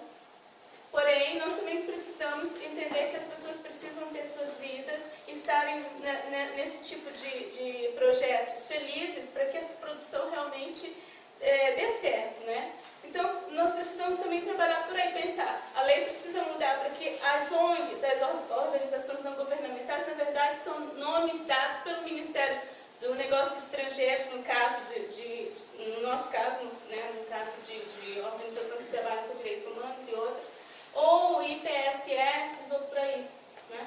E nós precisamos que a lei mude nesse sentido também. É uma outra causa que nós temos que lidar, para que haja outros nomes sociais, que nós possamos estar encaixados não em cooperativas ou associações, mas em empreendedores sociais, inovadores sociais, né? Para que haja sustentabilidade. Nós temos que trabalhar mais com a sustentabilidade do que com os apoios dos fundos. Você faz 1000 candidaturas dificílimas, precisa pagar pessoas para fazer candidaturas, que é absurdo, mas é verdade, é real. Então, talvez essa seja a nossa questão hoje. Como é que as associações vão lidar para ser autossustentável, para sustentar o projeto em si, para lidar com outras sem ser competição, né? Mas para também ajudar. Eu agradeço ter tocado nesse ponto porque as organizações lidam diariamente com essa angústia de não saber como sobreviver, não é? Porque a verdade é que estas organizações não são autossustentáveis, elas são organizações não governamentais sem fins lucrativos, a maioria delas, e, portanto, dependem de financiamentos externos, que muitas vezes são do Estado, e o Estado é um péssimo pagador. Também é preciso que se diga isto, não é? E, portanto, nem sempre os timings dos financiamentos são compatíveis com as necessidades que as organizações enfrentam mensalmente, no sentido em que têm despesas com recursos humanos, em que têm atividades que não podem parar e também na medida em que, e se calhar este é o ponto que a mim mais me perturba, criam expectativas nos grupos-alvo. Há um trabalho que muitas vezes está a ser feito com sucesso e de repente nós temos que sair do terreno porque não temos como garantir que aquelas atividades persistam. E isto, do ponto de vista ético, é o contrário daquilo que nós nos comprometemos enquanto missão, não é? Porque estamos efetivamente a querer, enfim, garantir os direitos das pessoas, criamos uma fasquia de que esses direitos efetivamente vão ser consagrados, mas quando estamos quase lá, há fatores que nós não controlamos, nomeadamente os financeiros, que nos impedem de concretizar essas metas. E, portanto, deixamos as pessoas muitas vezes à mercê de si próprias. Em algumas circunstâncias até, situações mais frágeis em que estavam antes. E isto é um problema com o qual nós também temos que lidar e sobre o qual temos que refletir. Portanto, ainda bem que traz também essa sua inquietação, que nós, pelo menos a Associação Plano I, partilha inteiramente. Vou dar mais a palavra a uma ou duas pessoas e depois concluímos então a tertúlia. Boa tarde. Antes de mais, obrigada por esta tertúlia, que acho que é muito pertinente. Eu sou um bocadinho mais otimista. Estamos todos muito negativos e acho que também é preciso alguma visão otimista. Falava-se há pouco que há muito pouca gente neste meio e que são sempre os mesmos, não é? Acabamos por encontrar sempre as mesmas caras. Eu posso falar de um projeto da qual eu ainda faço parte e integrei em 2015, que se chama Academia Ubuntu, e que no fundo é uma escola de ativistas. Quer dizer, arrisco-me aqui a rotular a academia, mas acho que é um bocadinho isso. Que é dentro das nossas comunidades, o que é que cada um de nós pode efetivamente fazer e pode representar. Há um dos pontos da academia em que nós participantes, é uma academia, só para contextualizar, é uma academia que se rege com a filosofia Ubuntu, que é uma filosofia africana que significa eu sou porque tu és, e portanto é tudo dentro desta temática, de tudo aquilo que eu faço, no fundo vai implicar o outro, não é preciso eu ser gay ou ser pessoa em situação de sem-abrigo, enfim, todos esses temas no fundo me tocam a mim porque somos todos seres humanos. E portanto é uma academia que é dirigida a jovens com alguma capacidade de liderança, inicialmente surgiu para jovens de contextos vulneráveis e filhos de imigrantes, mas depois alargou as inscrições também para pessoas que trabalhassem junto dos públicos vulneráveis. Eu também sou uma privilegiada e, portanto, foi nesta segunda fase que entrei na Academia Ubuntu e numa parte da Academia nós somos desafiados a partilhar a nossa história de vida. Existe um momento no final da Academia em que se chama Conferência de Vidas Ubuntu, em que cada pessoa que participa na Academia, no fundo, conta a sua história de vida em 10 minutos. E isto é um evento gratuito, enfim, no Porto, em Serralves, em Lisboa acontece na Gulbenkian, e que no fundo também nos torna ativistas no ponto em que todos nós temos percursos de vida completamente diferentes, sejamos nós, a Academia é riquíssima também em termos culturais, porque temos pessoas desde a Guiné, Cabo Verde, temos brasileiros, tivemos este ano uma jovem síria refugiada, e portanto temos uma riqueza intercultural também tão grande, que acho que o Vidas Ubuntu também, esta conferência é espelho disto mesmo. E portanto queria só dizer também que acho que há muita gente aí com muita vontade de transformar e de fazer coisas boas, e acho que a palavra-chave é mesmo a questão da colaboração. É nós falamos aqui em guetos e cada associação estar focada no seu problema, ora eu trabalho com isto, tu trabalhas com aquilo, não. A questão da colaboração que é fundamental e que acho que é a riqueza também destes ativistas. Portanto, mais uma vez agradecer porque acho que faz mesmo todo sentido. Obrigada pelo Bertina. Obrigada. Não sei se mais alguém quer intervir, finalizando. Há pelo menos duas pessoas, não é? Não sei quem é que levantou o primeiro braço, peço desculpa, não consegui. Na situação que a senhora levantou, então é a expressão que eles têm para sobreviver.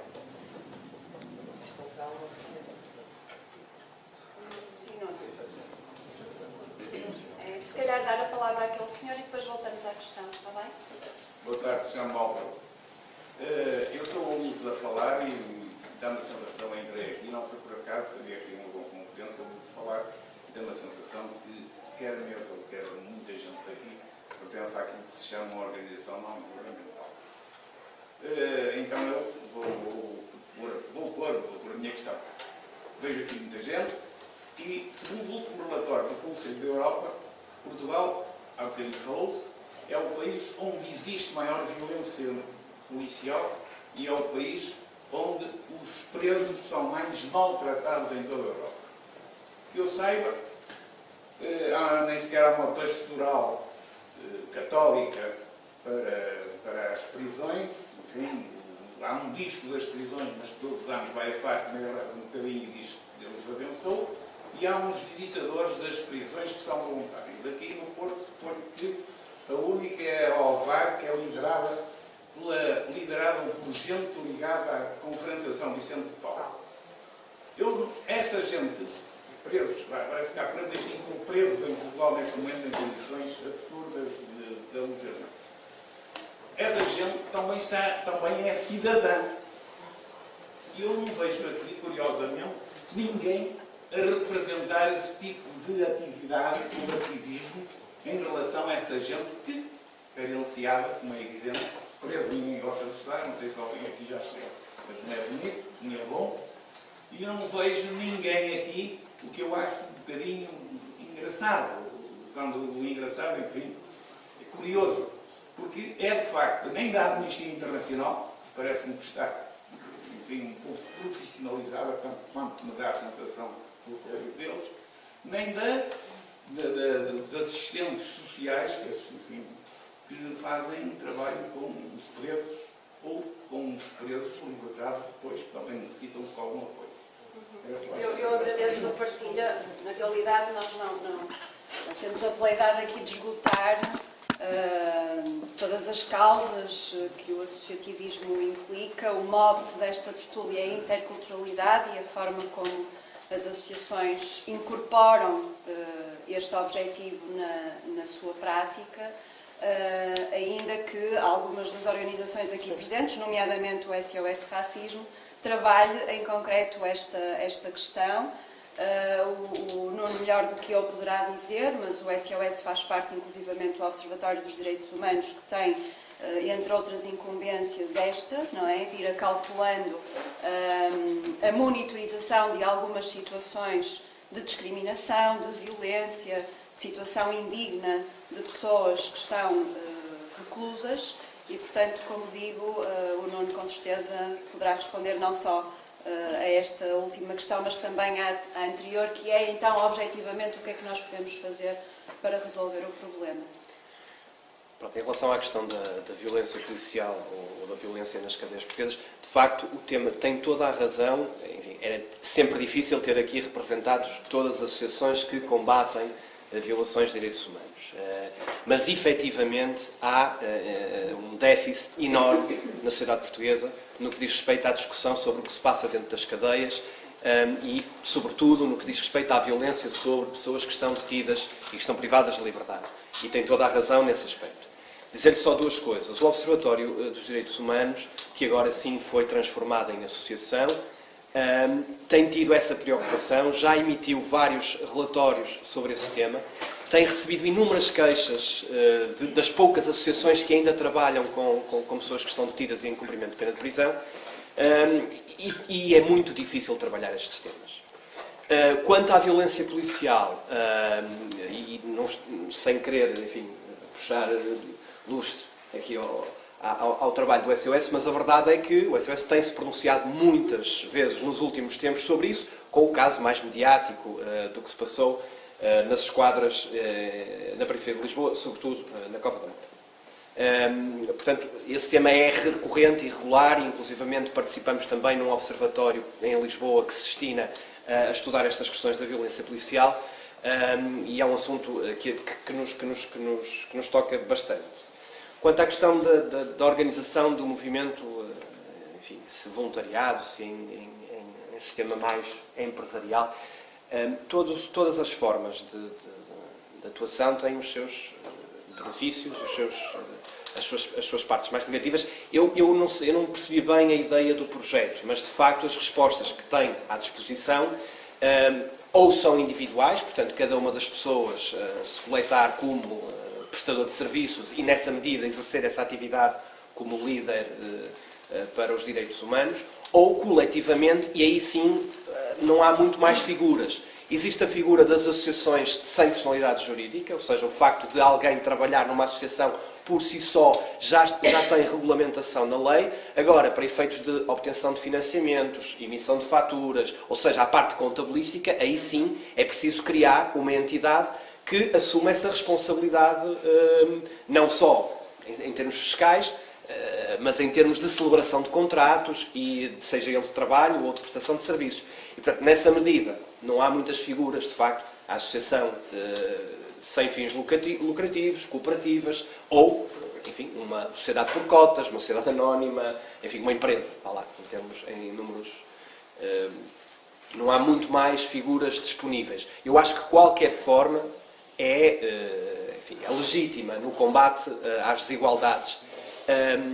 É evidente que, e agora respondendo à questão que tinha colocado sobre a profissionalização, isso é evidente que a profissionalização é benéfica, porque a pessoa é paga para desenvolver um trabalho, está ocupada nesse trabalho. Portanto, falando-lhe no meu caso, o ativismo faz parte da minha vida, mas obviamente que cada vez, e agora com 2 miúdos, cada vez tenho menos tempo disponível para o ativismo, porque tenho outras obrigações e outros afazeres.